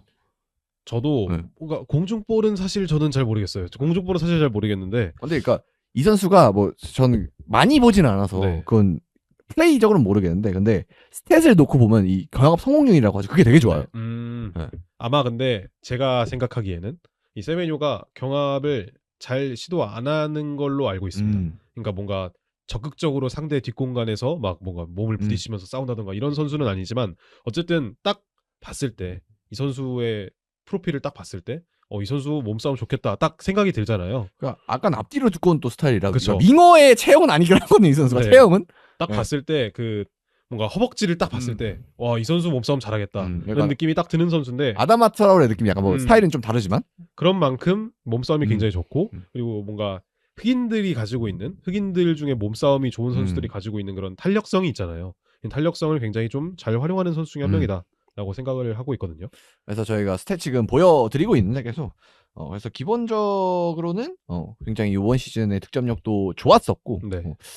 그래서 일단 기대를 해봐도 뭐 될 거는 같죠. 뭐 맨시티에서 당연히 이제 이 돈을 허투루 주고 영입한 것도 아니고 그리고 여기에다가 이제 저희가 뭐 몸싸움 얘기만 해봤는데 일단은 드리블이 일단 기본적으로는 윙어니까 드리블이 또 좋은 선수이기 때문에 저점은 좀 보장된 선수가 아닌가 생각은 들어요. 오히려 저점 보장이라기보다는 그런가요? 조금은 네. 더 고점을 보는? 네, 고점을 보는 스타일이라고 저는 생각을 해요. 굉장히 좀 도전적인 시도가 많은 선수거든요. 그러면서도 되게 공격적으로 잘 들어갈 수 있는 선수이기 때문에 맨체스터 시티에 사실 이 뭔가 드리블 돌파를 하는 선수들은 있지만 슈팅을 통해서 득점을 만들거나 뭔가 포인트를 쌓을 수 있는 윙포워드는 사실 얼마 없는 네. 상태예요. 뭐 도쿠 같은 경우에도 사실 볼 캐리나 아니면은 뭔가 파이널서드에서의 드리블에 특화되어 있고 셰르키를 제외한다면 포든도 저는 비슷한 스타일이라고 생각을 하는데 세메뇨 같은 경우에는 조금 더 도전적인 시도를 통해서 직접 득점 혹은 어시스트를 만들어낼 수 있는 선수라는 점에 있어서 펩 가르디올라가 아마도 선택을 한 것처럼 저는 생각을 합니다. 그래서 뭐 10골과 3개도 공격 포인트 13개면 사실 윙어 치고는 엄청 많은 그쵸.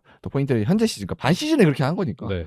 그러니까 생산을 하고 있는 선수고 우리 아까 이제 뭐 드리블 얘기도 해주셨으니까 뭐 드리블도 보면은 뭐 이렇게 스탯이 나오고 어쨌든 준비해 주셔서 이제 보여드리는 거고 그래서 드리블에서도 어쨌든 강점이 있는 선수다 뭐 이렇게 보시면 될 것 같습니다. 그래서 뭐 이렇게 스탯도 그래프로 이제 나와 있으니까 뭐 요거 참고하시면 될 것 같고요.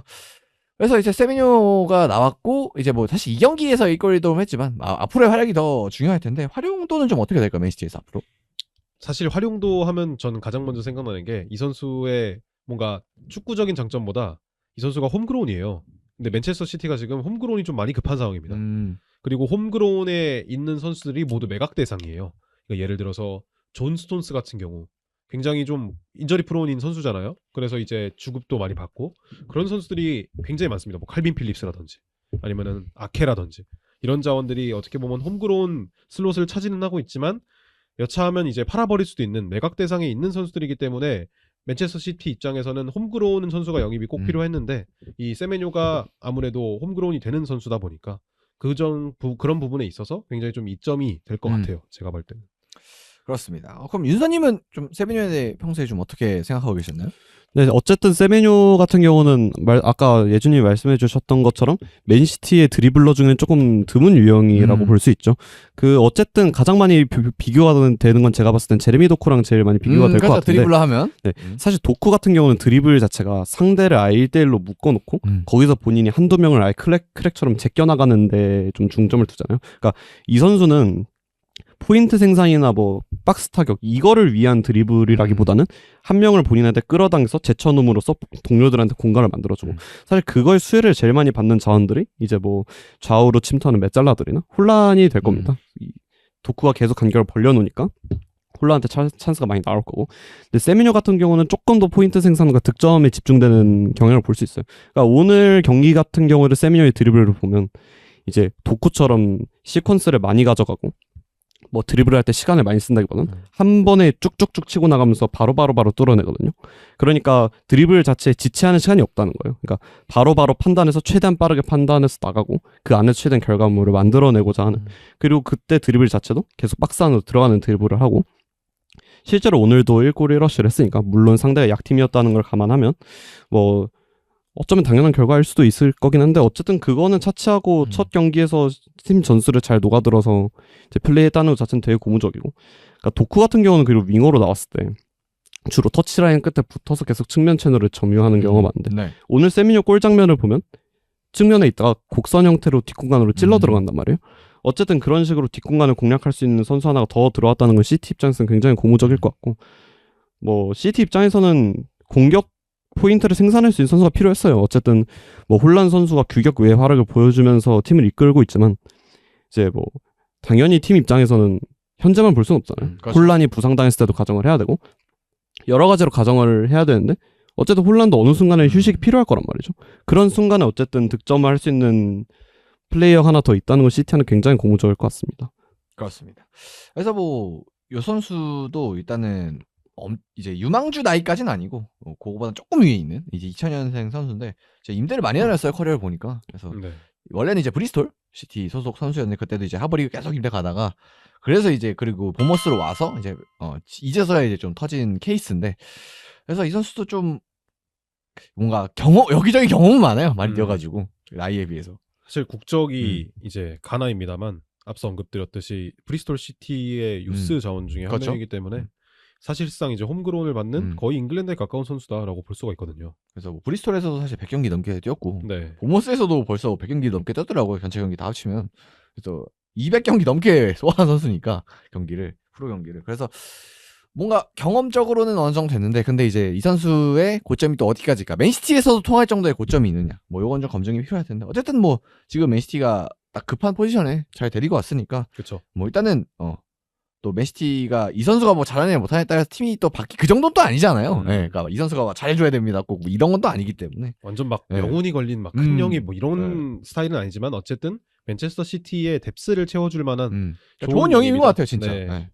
그래서 일단 요 선수도 앞으로 좀 주목해서 좀 보면 될 것 같고 그리고 아마 이제 팀 상황상 뭐 오늘도 나왔지만 나오긴 할 거예요. 어떤 자주 형태로든. 나올 거예요. 네. 팀 상황상 자주 나올 거기 때문에 이 선수의 모습을 좀 꾸준히 좀 보면 좋지 않을까.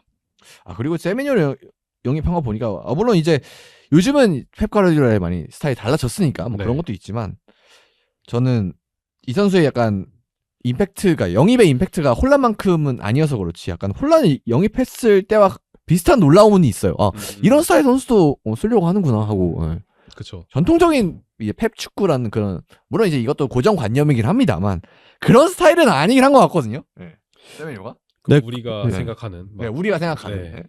네, 그런 스타일하고는 사실은 거리가 조금 네. 멀죠. 펩 축구 하면 특히 맨시티 와서는 윙어들이 조금 포인트 생산에 집중하기보다는 뭐 측면 채널에서 영향력을 조금 요구하면서 선수를 끌어당기는 역할, 앞서 말씀드렸던 도쿠 같은 역할을 많이 했었고 사실 지금 스쿼드에 남아있는 사비뉴도 그렇고 그나마 그 전에 마레즈가 이런 포인트 생산은 좀 괜찮은데 마레즈도 결국은 전술적인 역할은 그렇죠. 근데 거기서 이제 포인트까지 했기 때문에 마레즈가 대단했던 거예요. 그게 메인인 선수는 아니었거든요. 네, 그렇죠. 그때 마레즈가 뛸 때도 결국은 그러니까 출발 자체는 측면 터치라인 부분에서 시작을 했고 그때도 맨시티의 가장 큰 장점은 이제 좌우 메잘라들이 박스 안으로 침투해 들어가면서 하프 스페이스 공략을 해내는 게 굉장히 큰 특징이었잖아요. 사실 트랩을 할 때도 그랬죠. 양쪽에 그릴리시랑 그렇죠. 네. 베르나르도 실바가 있었고. 그러니까 그 그릴리시와 베르나르도 실바를 쓰던 사람이 이제 올 시즌에 어떻게 명단을 꾸리면 도쿠와 세메뉴를 좌우로 쓸 수 있는. 네, 그렇죠. 정말 극적인 변화잖아요, 이거. 네, 어쨌든 세미뉴 자체가 좀 신기한 타입인 건 맞죠. 네, 그러니까 맨시티 선수치고. 네, 맨시티 선수치고는 조금 사실 스타일로 봤을 때는 리버풀하고 조금 더 그간 이미지는 어울리는 선수라고 보이긴 하거든요. 실제로 리버풀도 세미뉴 영입을 굉장히 원했었던 걸로 알고 있고. 네, 근데 어쨌든 시티에 왔으니까 펩이 좀 많이 변했다는 걸 알 수 있고 뭐 추가적으로 이 선수의 그러니까 활용 방안을 생각해 보자면 뭐 어쨌든 좌우가 다 됩니다. 양발이고 좌우 다 되고 이만한 스쿼트 플레이어는 없죠. 뭐 그리고 선수 스타일상 여차하면 뭐 대충 중원 넣어도 할 수는 있을 것 같아요. 선수 스타일상. 네, 그리고 어쨌든 뭐 아까 경합 관련해서 좀 얘기가 나왔는데 뭐 본인이 경합을 선호하진 않을 수 있지만 그래도 시키면 열심히 참여합니다. 수비 스탯이 굉장히 좁게 찍히거든요. 지금 프리미어리그에서만 경합 성공이 121번인데 이게 상위 거의 한 3%에 해당하는 기록이고. 그래서 스탯은 진짜 거의 최상위급이에요. 그리고 본머스에서 세미뉴를 보면 본머스에서 의도적으로 세미뉴한테 좀 롱킥을 때리는 경우들이 있습니다. 뭐 본머스가 전방에 이바니우송이라는 경험에 능한 자원이 있긴 한데 그래도 세미뉴 쪽으로 계속 롱볼을 많이 보내거든요. 뭐 본인이 조금 그거를 뭐 능수능란하게 경합에 참여하거나 그런 경험은 조금 부족할 수 있지만 어쨌든 감독이 시킨 뭐 공격수로서의 수비적인 역할이면 조금 꺼려할 수도 있는데 이 역할에서 군말 없이 해낸다는 것 자체는 뭐 시티 입장에서는 매우 좋게 볼만하고 시티에서 이렇게 수비 가담을 에너지 레벨 높게 해줄 수 있는 선수가 사실 윙어 중에는 많이 없다고 보여지거든요. 뭐 시키면 다들 잘 하겠지만 뭐 지능적으로 엄청 뛰어나게 돌아다닌다기보다는 이 선수는 어쨌든 에너지 레벨에서는 충분히 검증이 된 선수이기 때문에 시티 입장에서는 뭐 시티 같은 팀한테는 뭐 나쁠 게 없는 영입이죠. 우리가 흔히 말하는 그 뭔가 맨체스터 시티 스타일과 리버풀 스타일이라고 생각을 해보면 리버풀이 조금 더 다이렉트한 느낌이고 맨체스터 시티 같은 경우에는 조금은 더 뭔가 정돈된 그렇죠. 뭔가 정석적인 그런 축구를 하잖아요. 그런 부분에서 말씀드렸던 스타일을 뭔가 생각을 해보면은 제레미 도쿠나 아니면은 뭐 라임 스털링, 사네, 마레즈 같은 자원들은 조금은 더 터치라인 윙어에 가까운 스타일이라면 최근에 영입되는 선수들은 맨체스터 시티가 아닌 오히려 우리가 말했던 리버풀 성향의 스트라이커들이 조금 더 많이 영입이 되는 것 같아요. 도쿠 같은 경우에는 어쨌든 좀 영입이 됐잖아요. 영입이 된 지 좀 지났잖아요. 그렇죠. 네, 2023년, 24년 이쯤에 왔으니까. 근데 이제 최근에 영입됐던 선수들은 뭐 세메뇨를 비롯해서 오마르 마르무시 같은 자원도 좀 비슷한 자원이라고 볼 수 있고 이런 자원들이 어떻게 보면은 계속해서 저희가 언급드리고 있는 펩 가르디올라가 조금은 변했다라는 점이 조금 더 이렇게 받쳐줄 수 있는 그런 자원이 아닐까라는 생각입니다. 그래서 어쨌든 가르디올라도 분명한 이제 목표가 있었기 때문에 이 선수 네. 영입을 또 컨펌을 한 걸 테니까 어떻게 했을지 좀 지켜보는 게 또 우리한테 또 재미 요소가 하나 더 되지 않을까 하는 또 생각이 듭니다. 그렇습니다. 자, 그래서 요 얘기 넘어가 보고요. 이제 다음 얘기로 넘어가 볼 텐데 또 좋지 않은 얘기입니다. 여기서부터는 토트넘이 졌습니다. 뭐 이거 놀라운 건 아닌데. 네. 그래서 그다음에 상대가 이제 빌라였기 때문에 다들 이제 어렵다 생각을 했었는데 또 이제 결과뿐만 아니라 내용 자체도 좀 안타깝고 그리고 더해서 쿠두스 부상까지 나왔기 때문에 그래서 진짜 약간 파멸의 길로 가고 있는 토트넘이 되는 것 같습니다. 사실 쿠두스 같은 경우에는 경기 전에 부상 네. 소식이 있었죠. 그쵸. 그 전에. 그래가지고 아마 3월까지 아웃이 될 것처럼 보이는 상황이고 이번 경기 이후에 나왔던 소식이 또 벤탄쿠르까지 다쳤다고 해요. 네. 그래서 이제 햄스트링 파열로 사실상 시즌 아웃에 가까운 부상을 당했고 월드컵도 이제 조금은 불투명할 수 있다라는 소식을 봤을 때 벤탄쿠르 역시도 어쨌든 전력에 있는 자원인데 이전 자원까지 빠지게 되면은 토트넘 입장에서는 굉장히 좀 곤혹스러운 상황이 될 것 같아요. 그래서 뭐 프랭크도 사실 이 경질 후보 뭐 그런 건데 배당 사이트 가면 항상 그렇죠. 상위권에 이름을 올리고 있었고 물론 이제 그 밑에 계셨던 분들이 갑자기 가가지고 결국 프랭크한테 돈을 거신 분들은 못 땄을 텐데 근데 이제는 진짜 약간 프랭크가 진짜로 1등 지금 이지 않을까요? 그렇죠. 가장 뭐 가까운 것처럼 보이고 거의 강등권 팀들 빼면은 이분이 1위가 넘을 수도 있어요. 강등권 팀. 네. 좀 사실 순위만 보더라도 강등권과 그렇게 멀지 않은 순위가 기록되고 있잖아요. 토트넘이. 일단은 뭐 시즌 초반 그러니까 잠깐 좋을 때는 뭐 거의 챔피언스권에 붙어 있었던 때도 있었는데 현재는 토트넘이 어디까지 가야 돼? 14등입니다. 승점이 몇 점이냐? 27점. 그래서 강등권 팀이 노팅엄 이제 강등권이니까 17위 노팅엄과 단 6점 차. 그래서 이러다가 이제 지난 시즌과 비슷한 성적으로 갈 수도 있는 거죠. 그쵸. 사실 최근에 했던 뭔가 경기들을 살펴보면은 이 상위권으로 올라가는 것보다는 오히려 내려가는 게 조금 더 맞는 게 아닌가라는 생각이 들 정도로 답답한 패턴들이 계속해서 반복이 되고 있잖아요. 뭐 사실 토트넘의 축구는 올 시즌 뭐 다른 이제 경기들에 비해서도 좀 보기 힘든 경기로 좀 손에 꼽히죠. 근데 사실 이렇게 토마스 프랭크가 좋지 못한 모습을 보이고 있음에도 토마스 프랭크 역시도 사실 비난의 대상이긴 하지만 토마스 프랭크보다는 보드진을 비난하는 그런 시선들이 좀 더 많은 것 같아요. 아무래도 토마스 프랭크를 지금 당장 자른다 하더라도 토마스 프랭크를 마땅히 대체할 만한 이 대안이 없기도 하고 그리고 지금 계속해서 반복되어 오고 있는 뭔가 토트넘의 악순환들이 어찌 보면은 이 보드진들의 좀 좋지 못한 선택에 의해서 결정이 된 게 아닌가라는 팬들의 의견이 좀 많은 것처럼 보여지거든요. 뭐 사실 토트넘 같은 경우는 이제 포체티노 이후로 뭐 언제까지 옛날로 가야 될지 모르겠는데 포체티노 이후로 결국 이제 물론 소기의 성과들은 뭐 있었습니다만 근데 어쨌든 다 실패라고 봐야 되잖아요. 결국 그 이제 결과들이 사실 포체티노 이후에 영입된 선수들 중에 성공이라고 할 수 있는 선수가 있느냐라고 한다면 뭔가 난 로메로 오케이 할 수 있는 선수가 로메로 정도? 로메로도 최근에 좀 잡음이 많잖아요. 문제가 많죠.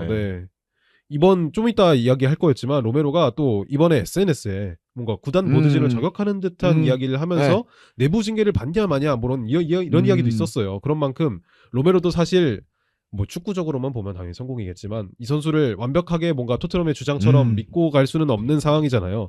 그런 점을 생각을 해보면은 이적 시장에서 득점감으로 영입될 만한 선수들이 거의 없었다. 약간 토트넘은 이제 약간 포체티노 말년에 은도멜레부터 시작해가지고 전체적으로 좀 영입 퀄리티도 그렇고 그다음에 이제 포체티노 이후에 뭐 이름값 있는 감독들은 많이 왔습니다만 감독 선임도 그렇고 사실 뭐 그 단순히 그냥 뭐 선수들이 못했다, 감독 전술이 이상하다 이런 거 이상이 좀 문제가 산재해 있긴 하죠, 그건 맞죠? 네. 네, 그렇죠. 그러니까 사실 토트넘 같은 경우는 대한민국에서 손흥민 선수 때문에 인기를 많이 끌 수밖에 없었고 특히 토트넘은 그때 뭐 해리 케인과 손흥민 뭐 데스크라인에서 워낙 그 좋은 임팩트들이 있었잖아요. 그러니까 저는 그런 것들이 오히려 지금 토트넘의 암흑기라고 해야 될까? 그런 걸 좀 가리는 측면이 없지 않아 있다고 생각을 해요. 원래 좀 빨리 망했어야 되는데 손케가 좀 버텨주니까 이제 유지가 됐다가 이제 손케 빠지면서 쏴 이제 내려가는. 네, 그렇죠. 그러니까 이제 그들의 후광 효과라고 하죠.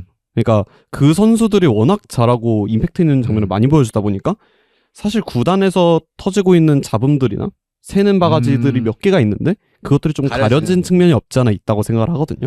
왜냐면 결국 챔스 결승 이후 포체티노 경질된 19년에서 20년 초부터 지금 5년 이상이 지났습니다. 그동안 좋다고 할 수 있는 모습들이 없거든요. 뭐 나름 이제 또 유로파 우승 딱 그 하나. 네. 근데 그때도 사실 유로파에 올인해서 그렇지. 어쨌든 결국 포스테코글루가 실패한 시즌이 경질이 하죠. 전체적으로 보면. 네, 결론적으로는 실패인 시즌이고, 그러니까 전반적으로 봤을 때 그 챔스 결승 이후에 희망적인 요소들이 잘 없어요. 그러니까 사실 맨유랑 비슷하거든요. 행보가. 네. 그러니까 맨유가 조금 더 길고 워낙 이슈가 터지고 임팩트 있게 좀 나오는 불화설들이 많았어서 그렇지. 토트넘도 사실 최근 몇 년만 봐보면 별다르지 않습니다. 그래가지고 뭐 올 시즌에 좀 그리고 두드러지죠. 막 그 관중이랑 싸우고 뭐 인사 안 하고 들어가고 뭐 감독한테 막 뭐 어떻게 했다 그러고. 그리고 이제 감독은 갑자기 아스날 컵 들고 나오고. 그렇죠. 여러 가지 일이 많아요. 그렇죠. 그래서 어떻게 보면은 손흥민 선수와 함께했던 그 포스테코글루 감독의 유로파리그 우승이 회광반조가 아니었을까. 그래서 이제 포스테코글루를 자르고 결국 이제 완전 다른 스타일의 감독인 프랭크를 데려왔는데 뭐 프랭크도 이제 스타일만 다를 뿐 뭐 결국 이제 성과 자체는 뭐 별반 다르지 않으니 뭐 14위나 16위나 뭐 그게 그거잖아요. 그렇죠. 근데 사실 이런 프랭크의 잘못도 있긴 하겠지만 오늘 이야기하고 싶은 거는 보드진의 잘못이 그렇죠. 어쨌든 프랭크를 데려온 거에 보드진이고 포스테코글루를 데려온 게 보드진이고 뭐 누누 데려왔던 것도 보드진이고 뭐 그러니까요. 그래서 지금 보드진이 또 갈리고 있다고 하더라고요. 의견이. 네. 사실 프랭크를 선임했을 때 파라티치 쪽은 프랭크를 선임하려 하지 않았다. 근데 이제 파라티치는 또 이번 겨울 이적 시장을 끝으로 나갑니다. 그렇죠. 그래서 이제 지금 과거 아스날 CEO였던 비나이 빈테카샴이 지금 아마 토트넘의 CEO이자 어떻게 보면 결정자 중에 한 명으로 남아 있는데 이 인원들이 이 토마스 프랭크의 선임을 밀었고 그래서 토마스 프랭크가 계속해서 유지가 되고 있다. 아스날에서 보낸 첩자인가? 지금 그런 말이 나올 정도로 굉장히 좀 내부적으로도 좋지 못한 상황으로 보여지거든요. 그리고 사실 뭐 어떻게 하면 이제 잘하겠다 토트넘이 이런 좀 의견이 있으면 그나마 나은데 사실 우리가 봐도 예를 들면 뭐 감독을 바꿔서 뭐 전술을 이렇게 바꿔서 이런 방향성으로 가면 잘 될 것이다라는 그림이 좀 잘 안 보여가지고 여기는. 그렇죠. 그런 부분에서 어떻게 보면은 혁신적인 뭔가 개혁이 필요해 보이는데 그럴 것 같지는 또 않잖아요. 최근에 또 이적 시장과 관련된 이야기를 해보자면 계속해서 좋지 못한 영입을 해오고 있다고 했는데 가장 지금 가까운 선수가 수자라고 그 레프트백 유망주예요. 근데 이 선수가 아마 한 1200만 파운드 정도 되는 돈으로 영입이 되는 걸로 알고 있는데 물론 지금 토트넘이 레프트백이 급한 건 맞지만 지금 유망주를 투자하는 게 맞느냐. 토트넘이 지금 유망주에 투자해서 어떻게 보면 날린 돈이 지금 수조 수억이잖아요. 어떻게 보면 마티스텔부터 해서 윌송 오도베르 이런 자원들이 다 영입은 됐지만 사실 기대만큼의 성과를 보여주지 못하고 있으니까 그런 부분들도 역시 보드진에게는 좀 답답함을 노출할 수 있는 표출할 수 있는 그런 상황이지 않을까 싶습니다. 사실 토트넘의 그런 이적료 사용 관련해서도 팬들은 많이 아쉬울 겁니다. 왜냐하면 이제 토트넘은 그래도 포체티노 하에서 약간 중위권 중상위권 클럽에서 어쨌든 빅6로 언급이 되는 클럽으로 도약을 했고 그러면 사실 구단 입장이나 팬들 입장에서는 이때 엑셀을 밟아서 한번 또 도약을 하기 위해서 도전하기를 원할 거란 말이에요. 근데 사실 이적료를 투자하는 걸 보면은 거의 6천만 파운드를 넘질 않아요. 그러니까 이 선에서 계속 논단 말이죠. 근데 좋은 자원을 데려오면 이제는 6천만 파운드 갖다가 안 되거든요. 그러니까 물론 그 금액으로 좋은 선수를 데려올 수는 있겠지만 사실 구단 입장에서 한 번 또 돈을 크게 쓰는 걸 보여줘야 뭐 주변에 있는 선수들이나 이런 뭐 아니면 다른 클럽에서 뛰고 있는 선수들 중에 뭐 정상급 선수들도 저 구단을 보고 저 구단이 투자 해지가 확실하거나 이런 걸 느끼고 올 거란 말이에요. 단적으로 비교가 떠오르는 게 저는 뉴캐슬인데 이제 뉴캐슬 같은 경우는 어쨌든 사우디 자본이 들어오고 투자 금액을 점진적으로 늘려가고 있단 말이에요. 자원들도 확실한 자원들을 데려오고 사실 볼테마데가 이적으로 올 때 좀 과한 이적료라고 평가를 그렇죠. 받긴 했지만 어쨌든 저는 뉴캐슬이 그렇게 오버페이라고 보여지는 것처럼 영입을 했을지라도 그거 자체가 보여주는 메시지가 있다고 생각을 의지가 하거든요. 있다. 네. 이런 것 자체가 선수들한테도 사실 동기부여가 안 될 수가 없잖아요. 그렇죠. 막말로 직장인들도 뭐 회사가 돌아가는 뭐 운영 상태나 이런 게 희망적이어야 이 회사에 계속 남아있고 싶어 하지. 뭐 이전과 똑같고 뭐 발전이 없고 여전히 투자는 그대로면 사실 그렇죠. 뭐 개인의 발전을 위해서라도 더 좋은 곳으로 나가고 싶어 하기 마련이잖아요. 그렇죠. 예. 선수들도 어떻게 보면 선수이기 이전에 직장인이거든요. 네. 그러니까 구단이라는 직장 안에서 속해 있는 직장인들이기 때문에 당연히 이 선수들 같은 경우는 구단의 뭐 비전이나 방향성을 볼 수밖에 없고 더군다나 케인과 손흥민과 같은 에이스들이 빠져나간 상황에서 그것을 대체할 만한 뭐 정상급 선수를 데려오지 못한다는 게 굉장히 아쉬움으로 꼽힐 것 같아요. 아무래도. 근데 이제 예준이가 얘기했지만 지금 현재 겨울에서 얘기 나오고 있는 건 뭐 특별하게 뭐 에이스 선수가 온다거나 이런 건 또 없으니까 네. 이게 토트넘이 결국 또 무너질 수도 있다. 음. 뭐 이런 생각도 드는데 그래서 일단 FA컵은 무너졌고 이미 네. 뭐 챔스가 남아있긴 하지만 아직 가능성이 있죠. 네, 네. 가능성이 있긴 하지만 이게 참 어렵네요 토트넘 상황이. 네. 네, 그래서 반등을 빨리 해야 되는데 뭔가 반등의 계기가 안 보이는 이제 그래서 이제 다들 경기를 얘기를 하고 있는 뭐 좀 그런 상황이 되겠습니다. 그럼 토트넘 얘기 해봤고 다음은 이제 첼시 얘기 넘어가 볼 텐데요. 첼시가 이제 찰튼이라는 하브리그 팀과 경기를 했고 일단 요 경기 전에 이제 로세니 감독 오피셜도 나왔고 여기 네. 첫 경기를 좀 지휘를 하게 됐습니다. 네. 뭐 전술적인 이야기만 잠깐만 하고 넘어가려고 네네. 하는데요. 일단 로세니어 감독이 오고 나서 확실히 좀 바뀐 부분들이 저는 있었던 것 같아요. 이 구조만으로 보면은 이 마레스카가 사용하는 뭐 3-2-4-1 대형이라고 네. 하죠. 레프트백을 높은 위치로 올려서 활용하는 3-2-4-1 대형 자체는 같았어요. 이 유사할지 모르겠지만 이 세부적인 틀 자체는 좀 다른 모습이 나왔거든요. 예를 들자면 박스 미드필더라고 하는 이 네. 하토가 안으로 들어오면서 이 3명의 미드필더와 함께 4명의 박스 미드필더를 구성을 하잖아요. 네. 이때 구성되는 이 4명의 자원들이 굉장히 조금은 좁게 위치를 하고 있습니다. 좁게 위치를 하면서 조금은 더 수비형 미드필더들에게 볼 플레잉을 적극적으로 하려는 시도들이 많이 보였거든요. 이때 이날 경기에서 볼 플레잉 미드필더, 그러니까 수비형 미드필더로 나왔던 자원들이 카이세도랑 안드레이 산투스예요. 네. 근데 이 자원들이 어떻게 보면은 수비적으로도 뛰어나지만 공도 되게 잘 차는 자원들이잖아요. 그런 점을 생각을 해보면은 첼시에게도 굉장히 좀 잘 어울릴 만한 시스템이다. 그리고 이 둘을 제외하더라도 활용될 만한 6번 자원이 로메오 나비아나 아니면 엔소 페르난데스 같은 자원들인데 이 자원들도 다 굉장히 좀 공을 다루는데 능숙한 자원이다라는 점을 생각을 해봤을 때 6번 미드필더를 주도적으로 전개를 한다는 것 자체가 첼시에게는 굉장히 좀 잘 어울린다라고 생각이 들고요. 그리고 이제 측면으로 공격을 나갈 때도 마레스카 같은 경우에는 의도적으로 윙포워드 한 명만 측면에 배치를 하면서 상대 선수를 뭔가 끌어내거나 아니면 1대1을 시도하는 장면들이 많았잖아요. 이 부분이 조금은 답답하다라고도 할 수 있었는데 이 로세니어 같은 경우에는 조금은 더 다르게 조금은 더 윙포워드를 도와주는 움직임을 많이 가져가면서 윙포워드가 고립되지 않게끔 하려는 모습들이 자주 보이더라고요. 그런 부분의 일환으로 이 3-2-4-1을 만들었을 때 이 백스리라고 할 수 있는 이 3명 중에 한 명이 높은 위치까지 올라갑니다. 그래서 높은 위치까지 오버래핑을 하면서 올라가서 이 윙포워드가 안으로 좁혀 들어오면 순간적으로 나오는 측면 자리를 밟아주기도 하고 그리고 이 메잘라라고 할 수 있는 미드필더들이 조금은 윙포워드와 다른 움직임을 가져가면서 압박을 덜어주기도 하고 이런 모습들을 보여주면서 이 윙포워드들이 조금은 고립이 되지 않게 그러면서도 이제 조금은 더 팀플레이적인 뭔가 패턴 플레이가 나올 수 있게끔 하는 게 이번 로세니어의 첫 경기에서의 특징이다라고 정리를 할 수 있을 것 같습니다. 뭐 상준 여기 보셨나요 혹시?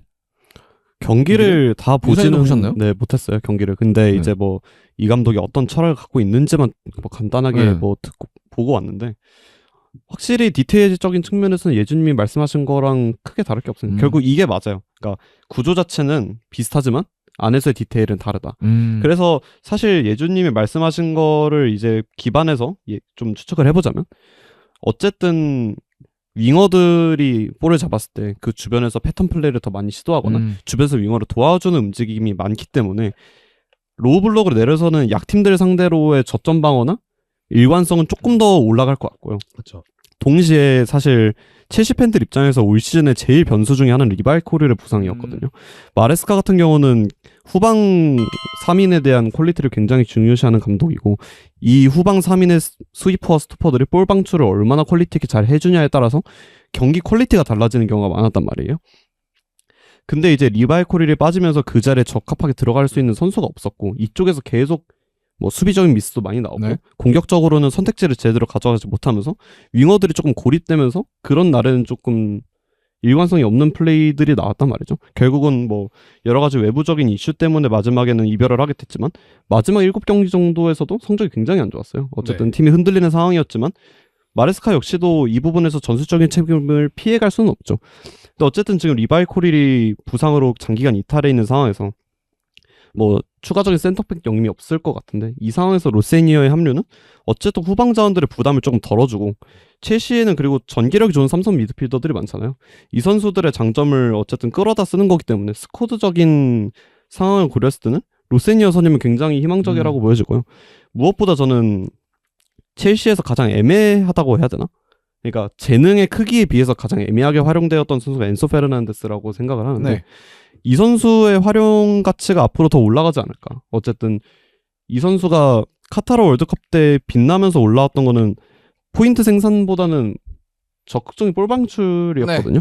근데 로세니어 같은 경우는 지금 환경 자체를 뭐 박스 미드필더를 뭐 좁게 구성해서 그 삼선 자원들이 조금 더 볼 방출을 용이하게 할 수 있도록 구성을 하고 있고 특히 경기의 모먼트를 조금씩 보면은 삼선 미드필더들이 다이렉트하게 최전방 자원으로 깔아주는 패스들이 여러 번 나왔어요. 그 좌우 메잘라들이 좁게 서지만 이들이 의도적으로 자기의 마크맨을 끌어내면서 중앙 공간을 비워놓고 그곳으로 전개하는 경우가 많았단 말이에요.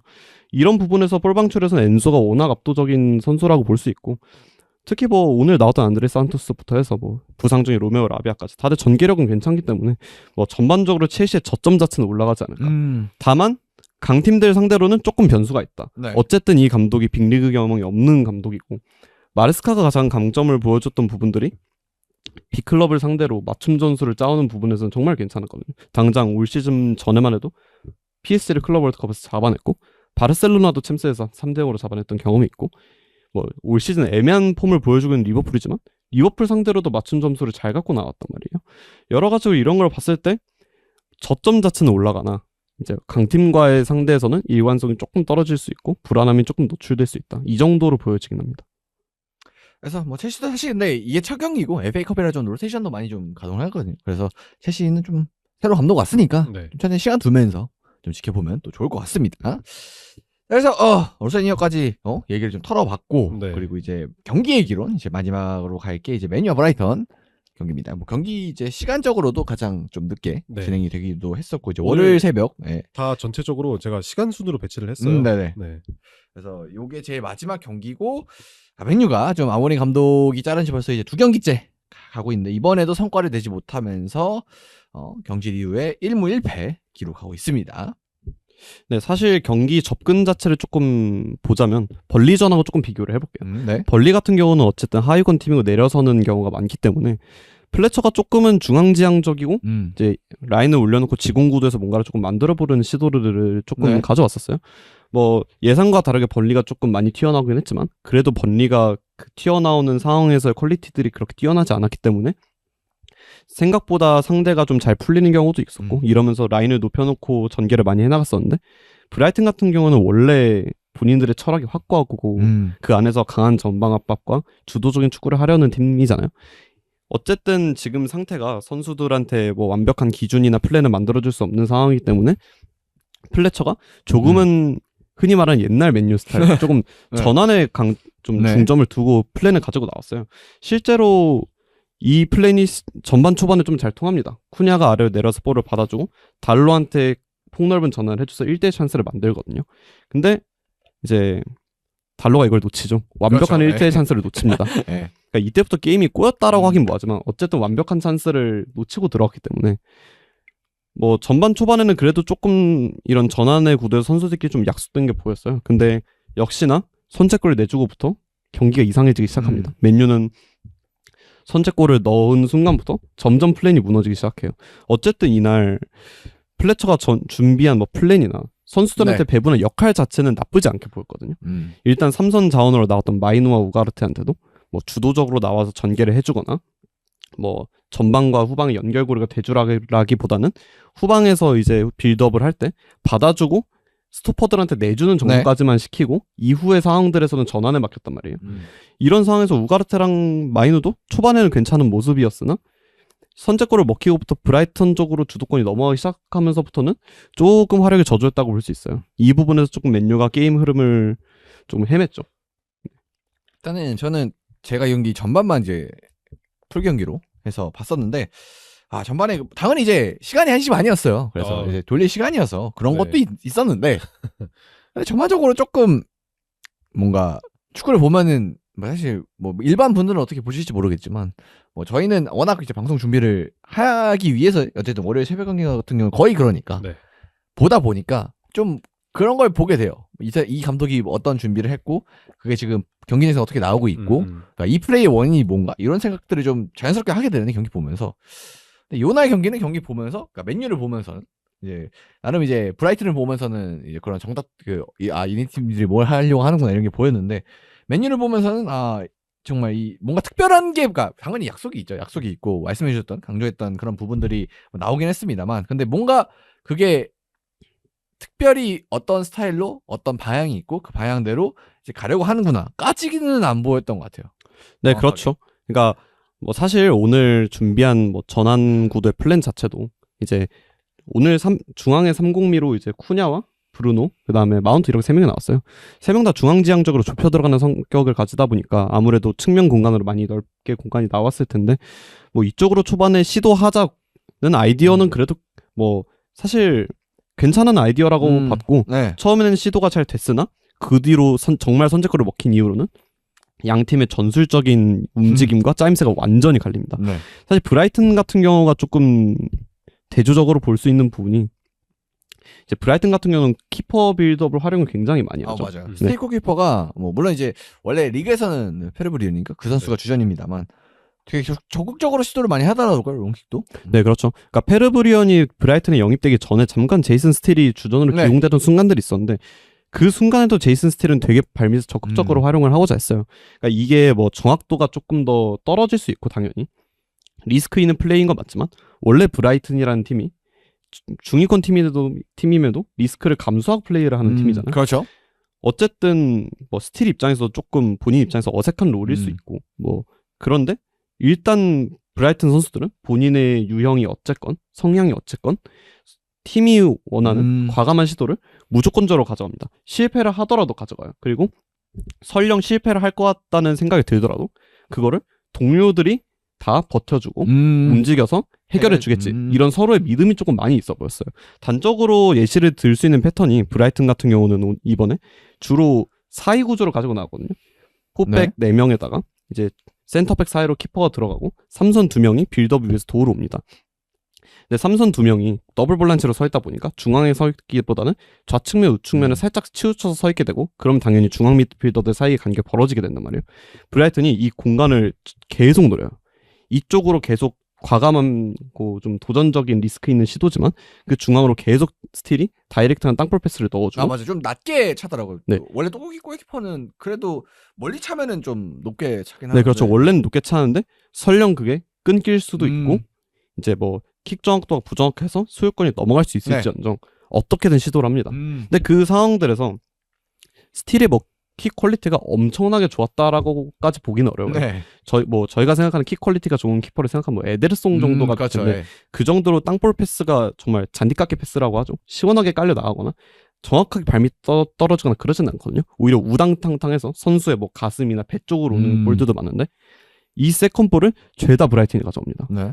그러니까 뭐 웰백이나 리터가 교차적으로 내려와주는 받아주는 경우도 있고 양 사이드 2선으로 나왔던 뭐 디에고 고메즈나 브리안 그루다 같은 선수도 계속 안쪽으로 잘라주거든요. 그러니까 이거를 전방 4명의 자원들이 그 상황에 따라서 갈 수 있는 자원들이 계속 떨어져 나와주고 그러면서 맨유 수비진들이 계속 끌려 나와요. 네. 이 끌려 나오면 생긴 뒷공간을 계속 노리고. 그러니까 이게 성공과 실패를 떠나서 어쨌든 중위권 팀이 본인들의 명확한 철학을 가지고 네. 마치 선수들이 코딩된 로봇과 같이 계속 움직임을 수행해주고 그 움직임들이 유효타로 이어진다는 것 자체부터가 이 팀이 얼마나 전술적으로 짜임새가 있는지를 볼 수 있고 반면 맨유를 조금 보자면 확실히 말해서 그런 약속들이 없습니다. 물론 감독 대행이고 여러 가지 네. 전후 상황이 안 좋은 거는 그리고 알겠지만 엄청난 시간이 많지는 않았어요. 왜냐면 주중 경기도 있었고 네. 훈련 시간이 많지는 않았을 거예요. 네, 사실 되고 나서. 그렇죠. 근데 그렇다 하더라도 선수들이 이제 뭐 축구를 실축을 해보면 아시겠지만 어쨌든 상대의 스타일을 좀 맞춰 떼어줄 수밖에 없잖아요. 아, 그렇죠. 뭐 미드필더를 본다고 했을 때 뭐 중앙에 있는 스트라이커가 좀 뒷공간 침투나 빠른 선수면 뭐 뒷공간 패스를 좀 네. 많이 넣어준다든지 아니면은 내려오는 선수면은 짧은 패스 풀어간다든지 뭐 저희가 흔히 조기 축구를 할 때도 이 정도는 그렇죠. 좀 고려를 하고 예. 플레이를 하게 되기 마련이잖아요. 근데 사실 그런 부분에서 조금 엇박자가 많이 납니다. 그러니까 그러니까 30미의 쿠냐 브루노 마운트가 네. 이제 초반에는 조금 그래도 동선 정리가 잘 되는 것 같더니 브루노와 쿠냐가 한 전반 20분부터 계속 동선이 겹치기 시작하고요. 그나마 그래도 브루노 선수가 정말 영리한 거는 본인이 쿠냐하고 겹치기 시작하니까 마운트 쪽으로 붙어버립니다. 동선을. 네. 그러면서 마운트를 보조자처럼 기능을 시키면서 네. 마운트의 더미런을 활용하여 나온 창출된 공간에서 본인이 볼을 받고 이때 경기를 좀 풀어가려고 하거든요. 근데 결국은 그렇다 하더라도 이제 그 이후에 플랜이 없죠. 그러니까 사실 세주코의 침투 말고는 볼 수 있는 게 딱히 없고 네. 전반적으로 그런 전술적인 대결에서는 뭐 맞대응 전술, 상대의 약점을 집요하게 파고들고 이런 부분에서의 차이가 났다기보다는 기본적인 플레인 A에서의 준비한 부분에서 많은 차이가 좀 드러났던 경기가 아닌가 싶습니다. 사실 이 마테우스 쿠냐 이 선수 사실 제가 생각했을 때는 조금은 더 맨체스터 유나이티드 다큐를 보고 와야 됩니다. 지금 너무 자기가 강등권 팀에 있는 것처럼 축구를 해요. 근데 쿠냐 입장에서 그렇게 생각하실 수도 있어요. 그 뭔가 약팀, 그러니까 상대적으로 약팀에 있을 때 하는 축구, 에이스들이 하는 축구가 그렇죠. 있어요. 예. 공을 잡고 내가 해야만 한다. 내가 결정지어야 된다. 나머지는 뭐 없어. 원더골 만들고 네, 혼자 막 무리하게 드리블해서. 슈팅하고 이거를 쿠냐가 지금 맨유에 오고 나서 계속 뭔가 비슷한 장면들이 나오는 것 같아요. 약간 생각나는 게 한국 축구 얘기는 합니다만 대구의 세징야가 이런 모르 세징야는 대구에서 더 영향이 크긴 그쵸, 하죠. 네. 근데 이제 요런 종류의 플레이를 좀 했던 것 같거든요. 기억 속에 쭉 돌아보면. 뭔가 세징야가 예를 들자면 전북에 가서 뭔가 시스템적인 축구를 한다면 뭔가 여기서 줘야 되는데 하는데 세징야는 이제 내가 해야 돼. 뭔가 이런 느낌이 드는 것처럼 물론 그런 이적은 없었지만 쿠냐가 지금 맨유에 왔을 때 뭔가 결정짓지 못하고 아니면 조금 더 좋은 선택지가 있을 것 같음에도 불구하고 공을 끌다가 뺏기는 경우들이 있어요. 이런 경우들이 저는 꽤 잦다고 생각을 하거든요. 그런 거를 조금은 개선할 필요가 저는 있어 보인다고 생각을 합니다. 혹시 좀 동의하시나요? 네, 적극 동의하고요. 사실 쿠냐 동의하지. 그러니까 사실 저는 이런 선수들의 도전적인 시도나 과감한 시도를 뭐 되게 좋게 보는 편이에요. 네. 축구를 볼 때. 어쨌든 선수가 다양한 옵션을 보여줘야 그거에 부가적으로 다른 선수들도 영향을 받고 예. 사실 좀 무모한 슈팅을 할지라도 그런 걸 한두 번 보여줘야 그쵸, 네. 상대 수비들도 얘가 이거 여기서도 때리네 이러면서 조금은 끌려 나올 거란 말이에요. 사실 많은 사람들이 옛날에 펩 과르디올라 축구에 대해서 얘기를 할 때 상대가 라인을 다 내리고 있는데도 중거리 너무 안 때린다. 이런 좀 때려라. 그래야 좀 끌려 나오지 않겠냐. 그냥 이런 얘기를 많이들 했잖아요. 네. 그러니까 사실 다양한 시도를 보여주는 건 좋은데 말씀하신 대로 너무 과합니다 이게. 그러니까 예를 들면은 이제 분명 도루구가 옆에 통짜로 이제 벌려서 오버랩을 열심히 나가는데 안 줘요. 그러니까 물론 설령 도루구지만. 네. 네. 그러니까 물론 그렇게 생각할 수 있어요. 본인이 제가 하는 것보다 끌어서 내가 하는 게 낫다. 그럴 수 있는데 만약에 이 맨유라는 구단의 메인 볼 핸들러가 쿠냐라면은 그래도 조금 책임이 반감될 겁니다. 하지만 맨유의 1옵션 볼 핸들러는 브루노 페르난데스가 있거든요. 네. 그렇죠. 네. 사실 그렇다면 이제 흔히 말하는 자기 객관화 주제 파악이 좀 돼야죠. 솔직히 그냥 좀 세게 말하면 진짜 주제 파악을 좀 해야 됩니다. 그러니까 이 팀에서 본인이 이끌어서 내가 멱살 잡고 끌고 가야 돼 이게 아니라 약간 브루노가 해주겠지? 이런 생각 좀 가질 필요가 있을 것 같아요. 그러니까 저는 맨유라는 구단에서 선수들이 가진 가장 좀 만연한 태도 중에 하나가 뭐 브루노가 해주겠지라는 생각이 대부분 선수들은 좀 많이 좀 뭐 이렇게 깔려 있다고 생각하고 실제로 과거에 많이 해주기도 했었고요. 네. 그러니까 물론 해저를 해서 되면 좋지만 너무 이게 만연해서 제가 봤을 땐 너무 브루노에 의존적인 편도 그렇죠. 있고 그러니까 감독들이 의존적인 것보다 선수들 자체도 좀 의존적인 것 같아요. 근데 쿠냐는 좀 의존을 할 필요가 있다. 아 남한테 의존 좀 해라 이제. 네, 의존을 조금 할 필요가 있을 것 같고 그러니까 사실 쿠냐 같은 경우는 개인의 성향도 있지만 저는 이런 성향은 감독이 조금 역할 수정이나 활동 영역을 조금 제한해주면 분명 좋은 장점으로 발휘될 거라고 생각을 하거든요. 그러니까 지금 쿠냐가 나오는 가장 큰 문제점들이 미드필더 라인까지 내려와서 본인이 직접 볼을 끌고 앞으로 끌고 가는데 사실 중앙 지역에서 볼을 끌고 올라가는 것 자체가 굉장히 난이도가 높은 그렇죠. 플레이잖아요. 옆에서 양쪽으로 수비수들의 강한 견제가 들어오고 그런 거를 뿌리치고 나아간다 할지라도 마무리 슈팅할 때 그런 데서 힘을 다 쓰면서 집중력이 떨어져 있으면 결국 마무리 과정에서 퀄리티가 안 네. 좋아질 수밖에 없단 말이에요. 사실 세슈코 같은 경우도 좀 얘기하면 같은 궤를 하는데 아모림이 너무 그런 경기 영향력을 위한 플레이 그다음에 공중볼 경합에 너무 과하게 참여시키니까 90분 내내 그쪽에서 체력이 털리면서 정작 전방에 나아가서는 마지막에 집중해야 될 순간에 힘을 못 쓴다는 생각이 네네. 조금 있었거든요. 쿠냐는 그거를 전술적으로 그렇게 시킨다기보다는 본인이 좀 그거를 자초합니다. 오. 그러니까 세슈코는 정말 아모림이 지시대로 손해를 얻었다면 네. 쿠냐는 조금 본인이 그거를 좀 자초하는 게 있어요. 본인이 굳이 안 내려가도 되는 상황에서 조금 내려간다던가 아니면 내려가서 끌고 왔으면은 져야 되는 상황에서 끌고 가니까 선수는 체력은 체력대로 털리고 활약은 활약대로 저조하고 흐름은 흐름대로 끊기고 이런 상황들이 자주 나오거든요. 그래서 어쨌든 그리고 쿠냐는 포워드입니다. 그러니까 미드필더가 아니에요. 이 선수는. 네네네. 성향 자체도 포워드라서 이 선수가 뭐 울버햄튼에서 조금 밀려 나오면서도 특이점을 보여준 건 있지만 결국 이 선수의 가장 큰 장점은 박스 부근에서 간결하게 돌아선 후에 그 안에서 이제 본인의 신체 밸런스로 경합을 버텨내고 빠르게 마무리를 하는 게 제일 큰 장점이라고 생각을 하거든요. 그리고 어쨌든 볼 캐리나 이런 볼 방출을 이 선에서 브루노가 할 수 있기 때문에 뭐 다음 감독이 온다면 쿠냐를 조금 더 세컨톱처럼 활용을 해서 뭐 2선에서 2.5선까지 내려오지 말고 아예 활동 영역을 2선에서 뭐 1.5선 이런 데로 활동 영역을 딱 정해주고 브루노 같은 경우는 그러면 2선에서 2.5선 이런 식으로 좀 라인을 좀 더 세부적으로 나눠가지고 선수들의 동선 정리를 조금 했으면 하는 바람이 있고요. 그리고 쿠냐는 그런 식으로 정리만 해주고 본인이 박스 타격에 조금 더 집중할 수 있는 환경을 만들어주면 저는 포인트 생산에서는 충분히 다시 반등할 수 있는 여지가 있다고 생각하거든요. 결국 쿠냐가 이렇게 밀려 나오는 거는 본인이 그런 인식을 가지고 있지만 스쿼드적인 복합적인 문제도 있고 뭐 그런 면에서 제가 봤을 때는 삼선역임은 어떻게든 해야 된다. 갑자기 쿠냐 얘기하다가 삼선으로. 그러니까 이게 사실 연장되는 문제여서 좀 외람된 얘기일 수 있는데 결국 쿠냐가 그렇게 내려온다는 건 아랫단에서 누가 풀어주질 못하니까 맞죠. 내려온다는 거거든요. 결국 아랫단에서 뭔가 풀어줄 만한 선수를 데려오거나 아니면은 전술적으로 좀 손을 봐주던가 이런 게 조금 필요하지 않나 싶긴 합니다. 집 가서 브루노 유튜브 그 스페셜 검색해서 보면서 와 이 친구 얼마나 개쩌는 친구구나 좀 보고서 이제 경기장에 들어오면은 이제 보는 눈빛도 달라지고 네 그러지 않을까. 브루노한테 공을 생각을 줘라. 네. 근데 쿠냐도 저는 마음은 이해할 것 같아요. 왜 그러는지. 일단은 초반 답답하겠죠. 네, 네. 일단은 쿠냐의 시작은 그거였던 것 같아요. 초반에 와서 몇 경기 엄청 잘했는데 그때 득점 그러니까 공격 포인트가 안 터졌단 말이에요. 맞아요. 초반에. 네. 그래서 마음이 일단 첫 번째로 급해졌고 그리고 이제 당연히 10경기인가 지난 다음에 포인트가 나오긴 했습니다만 근데 이제 본인이 포인트가 나오니까 이제 팀이 이제 아모린 감독과 함께 좀 어려워졌고 뭐 그러다 보니까 뭐 그런 순간들이 있었겠죠. 그렇죠. 이제 플레이를 이제 팀에 맞춰서 했는데 이제 안 됐던 순간들 네. 쌓였겠죠. 지금 한 20경기 어쨌든 뭐 그 정도 뛰었죠. 네. 그 정도 뛰었으니까 그래서 그 정도 되면 이제 이거는 내가 이제 해야겠다. 각을 이제 띠리릭 계산해 보니 이거는 이거 내가 할 각인가 해서 막 갑자기 옆에 있던 은배모 친구 갑자기 국대 가버리고 네. 브루노 형님 믿었는데 다쳐서 한 몇 경기 못 나오고 그렇죠. 저기 옆에는 옆에서 막 이상한 멀 때 뛰어다니고 그쵸. 있고 이건 답이 없다.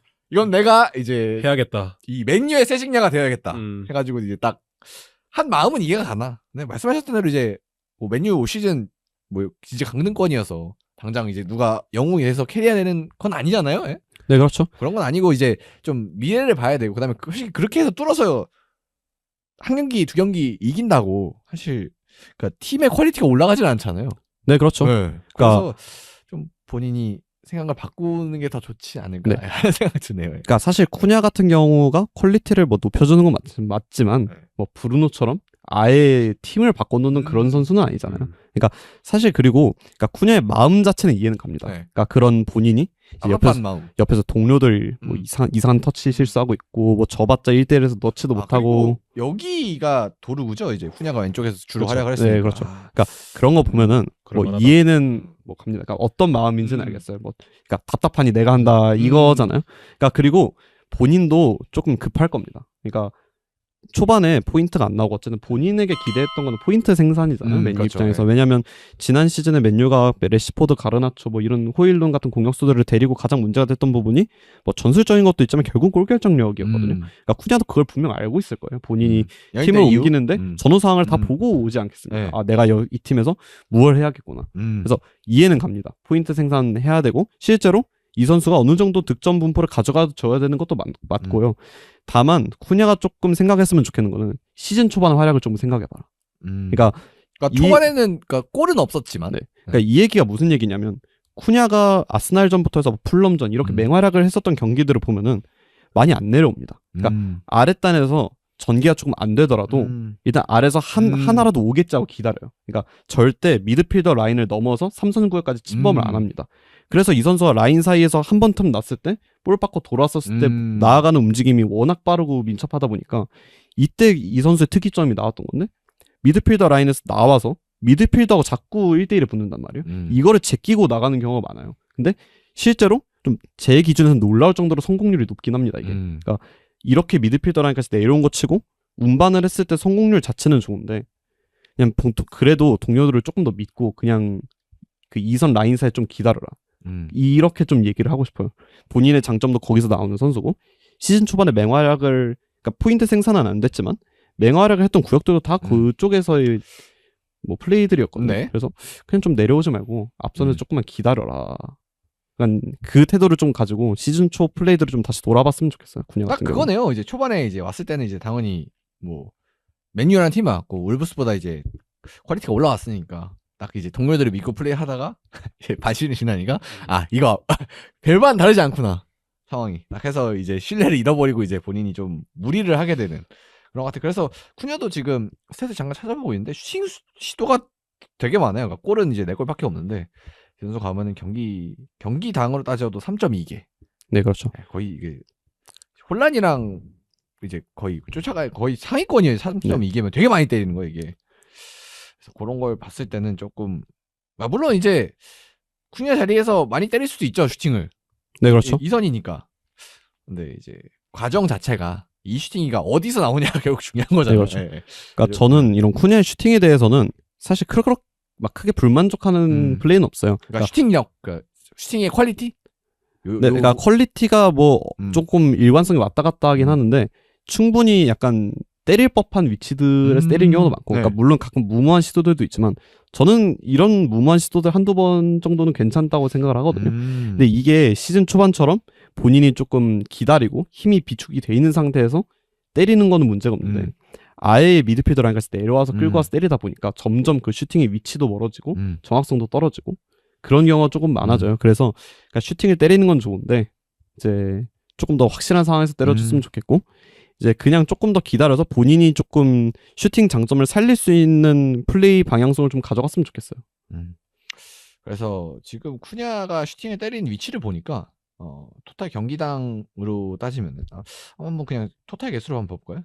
쿠냐가 지금 슈팅을 몇 개 때리나 경기당 3.2개 정도 때렸습니다. 그런데 이제 박스 밖이 1.4개 경기당 그리고 박스 이제 페널티 에어리어 그쪽이 1.6개 그리고 이제 6야드 박스라고 이제 완전 골키퍼 앞에서 그게 0.2개인데 그러니까 결국에 한 반절 정도는 이제 중거리로 간다는 거죠. 네, 그렇죠. 네. 근데 사실 그러니까 쿠냐가 조금 아쉬운 부분들이 그런 건 맞아요. 그러니까 너무 슈팅을 때리는 거리가 멀긴 합니다. 근데 반대로 얘기하면 지금 맨유가 그 안쪽으로도 못 들어가고 있어요. 이제 박스 안까지 그러니까 박스 안 슈팅을 할 플레이가 전개가 잘 안 나온다. 네, 그렇죠.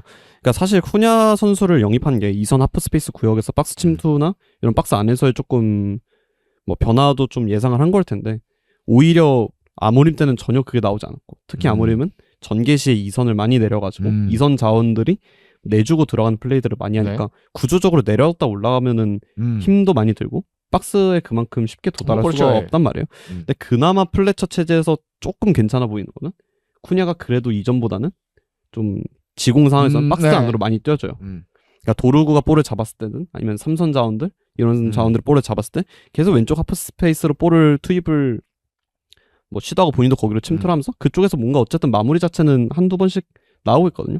그러니까 이런 부분들은 괜찮은 부분인데 이제 어쨌든 이쪽에서 오픈 찬스를 만들지 못한다는 거는 맨유 입장에서는 쿠냐 선수의 장점을 10분 활용하고 있다고 보기 어렵다고 볼 수 있죠. 쿠냐 입장에서도 본인이 어떻게 보면 이제 자기는 슈팅이 강점이고 해결해야 되는 위치에 있는데 그쪽으로는 못 들어가겠으니까 일단 때리고 보는 좀 이런 게 좀 강해지는 것 같아요. 그래서 쿠냐 관련해서는 쿠냐 개인도 좀 반성해야 되지만 차오 감독이 온다면 차오 감독이 좀 전술적으로 잘 만져줄 필요가 있다. 특히 활동 영역과 동선 측면에서 좀 앞선에 조금 집중할 수 있게 좀 해줬으면 좋겠는 바람이 있어요.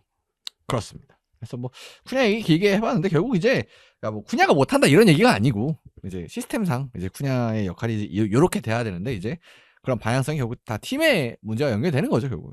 네, 그렇죠. 개인의 이제 뭐 그런 것도 있겠지만 분명 있긴 하겠지만. 근데 뭐 사실 뭐 쿠냐만 문제는 또 아니라서 그렇죠. 말씀드리다시피 그래서 맨유가 이제 앞으로 나아가려면 어쨌든 그러니까 나아갈 방향성이 있어야 되는데 근데 제가 제일 걱정되는 거는 요 경기도 그렇고 요 이제 전 경기 리그 경기도 그렇고 당연히 이제 선임이 안 됐으니까 그런 감독이 선임이 안 됐으니까 그런 건데 과연 어디로 가야 되는가 그래서 그거에 대한 답을 찾기가 좀 요즘 쉽지 않은 것 같아요. 네, 쉽지 않죠. 사실 지금 임시 감독 선임하는 과정만 봐도 그러니까 정말 쉽지 이 않거든요. 플래처가 임시 감독이라고 해야 되나? 뭐라고? 대행이라고 봐야겠죠. 그냥 감독 네. 대행. 감독 대행이고 이제 아직 선임이 안 됐잖아요, 감독 정식으로. 네, 그렇죠. 그러니까 뭐 당연히 이제 임시 감독이 지금은 뭐 가능성은 임시 감독 얘기가 더 많이 나오고 있습니다만 뭐 임시 감독이 될지 아니면 뭐 정식 계약을 뭐 첼시처럼 구하든지 뭐 이렇게 해야 되는데 근데 꽤 많이 걸린단 말이에요. 그러니까 첼시와 이제 이 그러니까 첼시와 맨유의 감독 경질 타이밍이 뭐 며칠 차이가 안 났어요. 많이 차이는 안 났어요, 그렇게. 네, 거의 한 이틀 3일 차이였죠. 며칠 차이였는데 결국 이제 첼시는 벌써 딱 선임해서 첫 경기까지 치렀고 맨유는 아직도 선임 오피셜도 안 물론 이제 저희 방송을 들으실 때쯤에는 아마 나 있겠죠? 네. 나 있어야 되는데 나 있겠죠? 그래서 지금 상황을 보고 있는데 아마 마이클 캐릭이 지금은 그렇죠. 가장 얘기가 가까운 것처럼 보이긴 합니다. 많이 나오고 있는데 근데 뭐 네.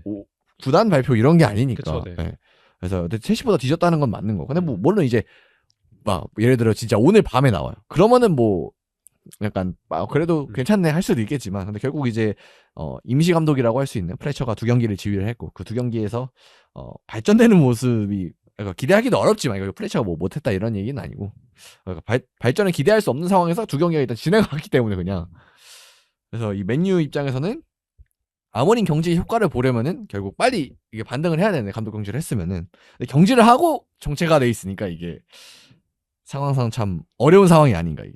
네, 사실 팬 입장에서도 굉장히 이해가 안 가는 부분이 일 처리 속도예요. 그러니까 물론 첼시 같은 경우는 감독 선임이 조금 원활했다고 볼 수 있는 게 어쨌든 위성 구단이라고 볼 수 있는 스트라스부르에서 바로 감독을 빼온 것도 맞고 그러니까 여러모로 그런 접촉할 수 있는 컨택 라인이 조금 있었으니까. 근데 네.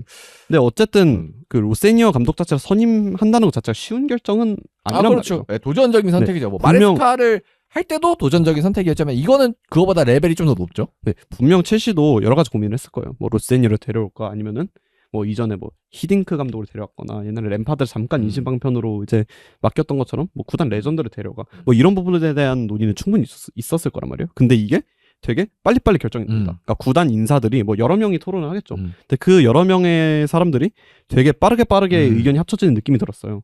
그래서 뭐 로세니어라는 감독 자체가 어쨌든 무명의 감독이고 첼시 팬들 입장에서 리스크가 있겠지만 구단 보드진 입장에서 바로바로 확신을 가지고 처리를 했고 바로 선임까지 이어졌죠.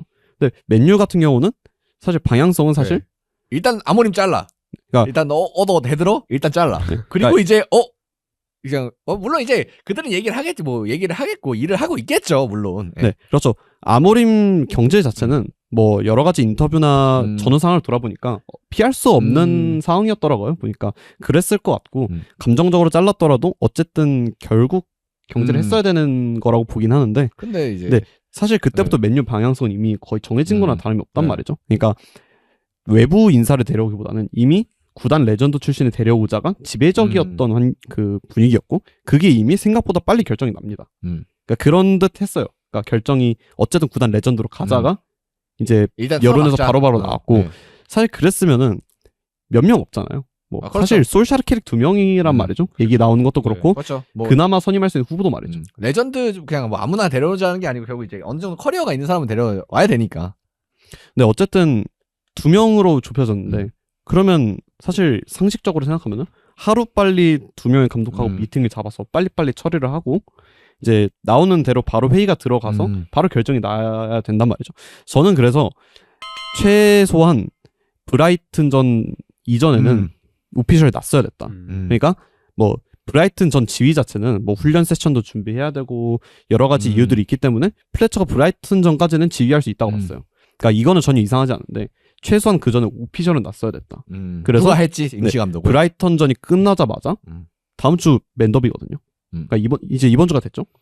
어쨌든 뭐 쉽지 않더라도 더비 매치고 뭐 더비 매치인 걸 떠나서 다음 경기를 준비해야 되는 입장에서 이 감독 선임이 끝나고 준비가 들어갔어야 되는 상황인데 지금 그게 안 들어갔단 말이죠. 사실 그걸 생각하면 맨유 입장에선 너무 아쉽고 이 일처리가 그렇게 오래 걸릴 일인가 라는 의문도 들고 지금 이게 이렇게 길어진다는 거는 사실 구단 인사 안에서 의견이 갈리고 있다고밖에 볼 수가 없거든요. 근데 이 지금 임시감독 선임 자체에서 이렇게 갈리는 게 말이 되나? 그 말은 이전까지의 모습들을 보고 추측을 해봤을 때 이미 맨유는 임시감독을 선임하기 이전부터 어쩌면 아모림 선임 때부터 보드진 사이에서 의견이 많이 갈리고 명확한 방향성이 없었으며 이 과정에서 각자의 목소리가 커지면서 의견이 한 방향으로 안 모이고 있는 게 아닌가 하는 게 제 생각입니다. 아마 보든 쪽에서 여러 부분에서 사람들이 흔히 말하는 시어머니질이죠. 그게 많을 거예요. 서로가 목소리가 크고 서로가 구단의 명확한 방향성이 없으니까 서로의 생각대로 가고 그러다 보니까 기준 없이 흘러가면서 우왕좌왕해지고 그러면서도 누구 한 명 욕먹긴 싫고 이런 상황에서 그냥 계속 맴돌고 있다고 봅니다. 지금 사실 4위와의 승점차가 그렇게 크지는 않은 상황이잖아요. 네. 리버풀과의 승점차가 지금 3점인 상황인데 앞으로의 일정을 보자면 앞서 언급해 주신 대로 이번 주말에 이제 맨체스터 더비가 있고 그 이후에 아스날 원정 그리고 이제 풀럼 그리고 토트넘과의 홈 경기가 있어요. 네. 네 팀 다 사실 최근에 기세를 봤을 때 쉽지는 않을 거란 말이에요. 뭐 토트넘이 그나마 뭐 최근에 좋진 않지만 어쨌든 빅클럽과의 경기이기 때문에 굉장히 좀 쉽지 않을 텐데 이럴 때 조금은 빠르게 전형을 다듬어서 전형을 다시 재배치해서 조금 더 좋은 모습을 보여야 앞으로의 순위 경쟁에 있어서도 맨체스터 유나이티드 입장에서는 굉장히 좀 수월하게 경기를 풀어갈 수가 있을 텐데 그런 부분이 되고 있지 않은 점이 굉장히 좀 아쉬운 것 같습니다. 사실 맨유 입장에서 경질을 했으니까 네. 이 시기가 되게 중요한데 네 앞에서 말씀드렸다시피 두 경기를 날려버렸고 그리고 뭐 이제 선임이 되겠지만 조금 늦은 감이 있으니까 좀 아쉽고 만약에 이제 우리가 아마 이제 됐을 거예요. 이 방송이 나갈 때쯤엔. 네, 뭐 방송이 나갔을 때쯤에는 이제 당연히 돼야 마땅하고 됐을 거고 그리고 네. 이제 뭐 BBC 뭐나 이런 쪽에서도 캐릭이 뭐 가까워졌다고 하니까 네. 그래서 뭐 나올 거 별일이 없으면 나올 것 같은데 그래서 결국 이제 맨유 입장에서는 뭐 이미 날아간 건 날아간 거고 네, 그렇죠. 뭐 이미 지나간 일이죠. FA컵도 날아갔고 지금 리그컵도 날아갔고 가신 건 가신 거고 네, 그렇죠. 결국 리그에 이제 좀 집중해서 뭐 유럽파라든지 뭐 챔피언스 리그라든지 뭐 이런 결국 결과를 얻어내는 게 중요할 텐데 결국 이제 결과를 내려면은 빨리 이제 새로운 감독이 이제 와서 새로운 이제 발전 방향성을 그러니까 뭐라도 제시해야겠죠. 지금 플래처는 그걸 할 수 없는 상황이니까. 네, 그렇죠. 어쨌든 플래처는 뭐 감독 경험이 없어요. 성인 무대 감독이. 네, 유스 어쨌든 감독 하던 분이죠. 네, 유스 감독에서 어쨌든 인원이 없으니까 올라온 건데 이제 하루빨리 선임이 돼야 되고 사실 좀 이해가 안 가는 건 솔샤르 캐릭을 선택하는데 이렇게 오래 걸리지. 사실 물론 이제 누군가 더 낫다는 그런 게 있겠죠. 사실 두 감독의 스타일도 다르고 경력도 다르고 하니까. 근데 사실 외부에서 봤을 때는 좀 쉽게 하는 걸 수도 있는데 뭐 그게 그렇게 다른가? 사실 그게 그렇게 솔샤르 캐릭이라 더 오래 걸린 걸 수도 있습니다. 아 그래요? 어떤 그러니까 느낌이죠? 둘 다 어떻게 보면은 욕을 먹을 것 같은 거죠. 그러니까 누구든 좋은 선택이 아니다. 예를 들어서 뭐 펩이냐 클롭이냐 하면은 예. 막 엄청난 토론을 했을 거예요. 근데 지금 선택지가 솔샤르 아니면 캐릭이다. 이러면은 얘로 가도 욕 먹을 것 같고 저기로 가도 욕 먹을 것 같은데 내가 그러니까, 어떻게 해야 되지? 그러니까 두 감독이 이제 안 좋은 점만 보인다. 네, 뭔가 지금 구단 상황도 되게 안 좋을 테니까 그런 부분에 있어서 더 욕을 먹으면은 어떻게 보면 내 자리도 위험해질 수 있는 상황이기 때문에 구단 입장에서는 굉장히 좀 난처할 수가 있다. 그렇게 생각을 합니다. 근데 그래도 차악을 선택하는 뭐 물론 이제 최선의 결정을 하는 것보다 차악을 선택하는 게 좀 어렵다고 하는데 근데 뭐 사실 그거 하라고 그쵸. 그거 네. 하라고 지금 거기 안 되는 건데. 그거 하라고 얼마를 받고 거기 안 됐습니까? 그래서 그거 하라고 있는 자리고 뭐 그리고 이런 원론적인 얘기를 떠나도 사실 누가 해도 뭔가 그렇게까지 좋진 않으면 네. 일단 빨리라도 해야 지금은 네. 그쵸. 그게 네. 더 주가 되는 것 같아요. 그러니까 뭐 지금 주식이 지금 꼬라 받고 있는데 지금 이걸 빼냐 마냐 지금 이거 토론하고 있으면 그쵸. 그 지금 이러고 떨어지고 네. 있는데 그 토론할 시간이 더 떨어지거든요 지금.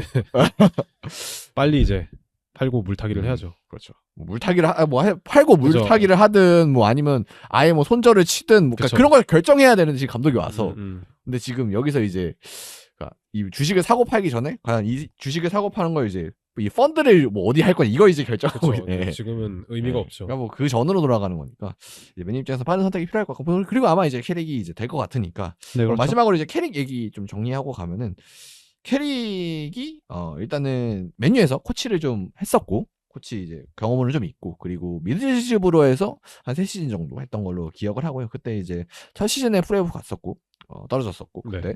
그리고 이제 그 뒤에 결과가 좀 좋지 않으면서 경질이라고 봐야 되나요?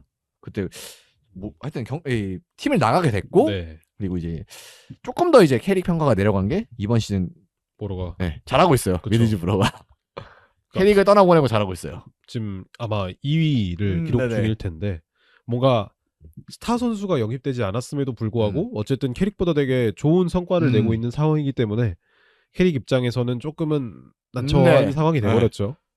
네, 뭐 물론 이제 맨유에서 어느 정도 모습을 보여준다면 당연히 떡상을 하겠지만 그쵸, 네. 이제 그런 부분에 있어서 솔샤르 고민이 있었던 것 같고. 근데 저는 캐릭이 좀 더 그러니까 고점은 높은 선택이었다고 생각은 듭니다. 그래도 솔샤르보단 솔샤르보단 솔샤르는 이미 다 나왔죠. 네, 근데 거의. 좋은 점도 그렇고 나쁜 점도 네.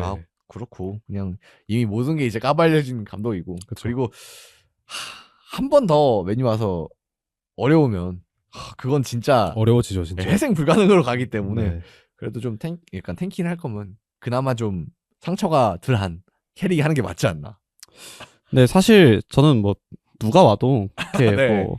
뭐 다를 바는 네. 없다고 그건 생각을 그렇긴 하죠. 예. 해요. 그러니까 뭐 어쨌든 어쨌든 두 감독이 이제 같이 생활을 했었거든요. 그러니까 솔샤르 감독 그렇죠. 예. 커리어 기간이 겹치죠. 있었고, 그러니까 어쨌든 겹치는 부분도 있고 뭐 여러 가지로 공유하는 부분들이 많을 거라서, 그러니까 뭐 예. 엄청 그렇게 누가 온다고 축구관이 엄청 다르진 않을 거다. 축구는 다르지 않을 거고 누가 온다고 뭐 엄청 드라마틱한 변화가 있을 거라고 생각을 하진 않아요. 그래가지고 그건 아니죠. 예. 그냥 사실 그러니까 팬의 마음 입장에서 보면 그냥 마음 놓고 그냥 결과나 잘 내라라는 마음이긴 합니다. 뭐 어차피 여기서 이 감독들이 판을 좀 더 잘 짠다고 해서 팀의 그런 기반이 다져질 수 있는 환경은 당연히 아니고 뭐 이 감독들이 아무리 잘한다고 해서 정식 감독으로 선임될 일은 없을 거란 말이에요. 그리고 뭐 다음 거의 없겠죠. 네. 아무래도 저는 0%라고 생각하지 않습니다. 0%는 아니겠죠. 만약에 뭐 너무 만약이라서 그렇긴 한데 챔스를 보낸다 저는 이거는 해줘야 되지 않을까.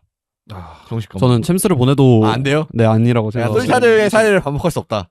네, 그렇죠. 그러니까 사실 그런 거예요. 그러니까 구단이 명확한 방향성을 갖고 네. 이 감독을 선임한 게 아니기 때문에 어쨌든 땜빵이란 말이죠. 그렇죠. 그러니까 이게 본인들이 설정한 뭐 명확한 방향성이나 철학이 아니에요. 그러면 결국 이 감독으로 끌고 가면은 여전히 방향성이 없는 상태로 가야 되고 방향성을 그 감독 기준으로 잡겠죠.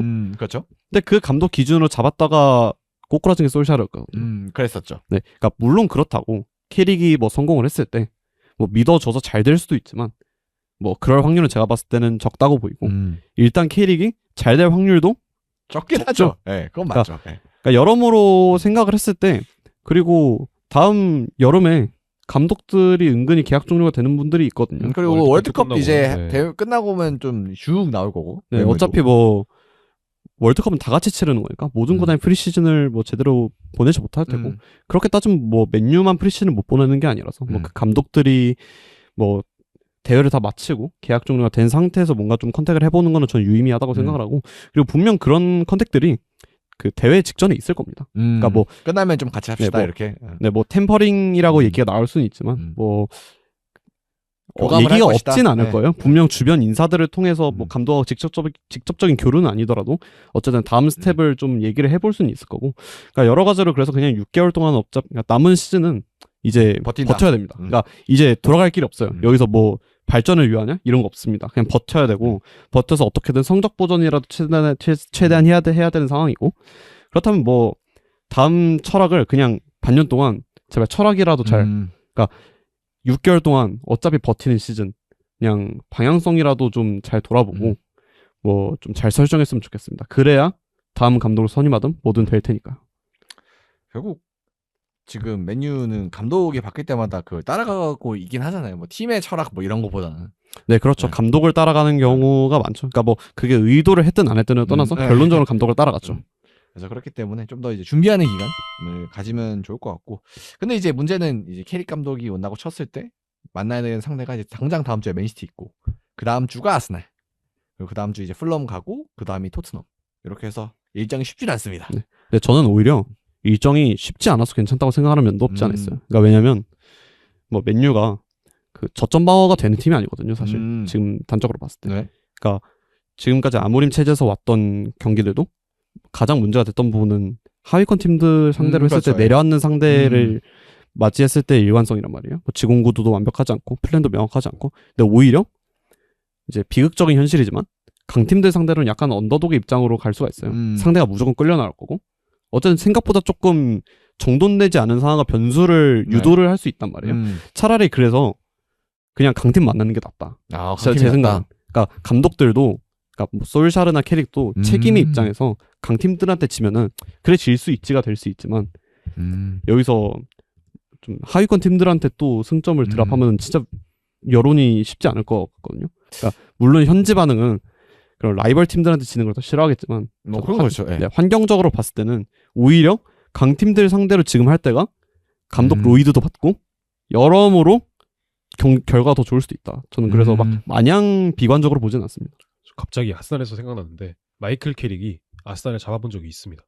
아 그때 임시 감독 할 때요? 네. 그 잠깐 소셜 나간 건가? 그렇죠. 네.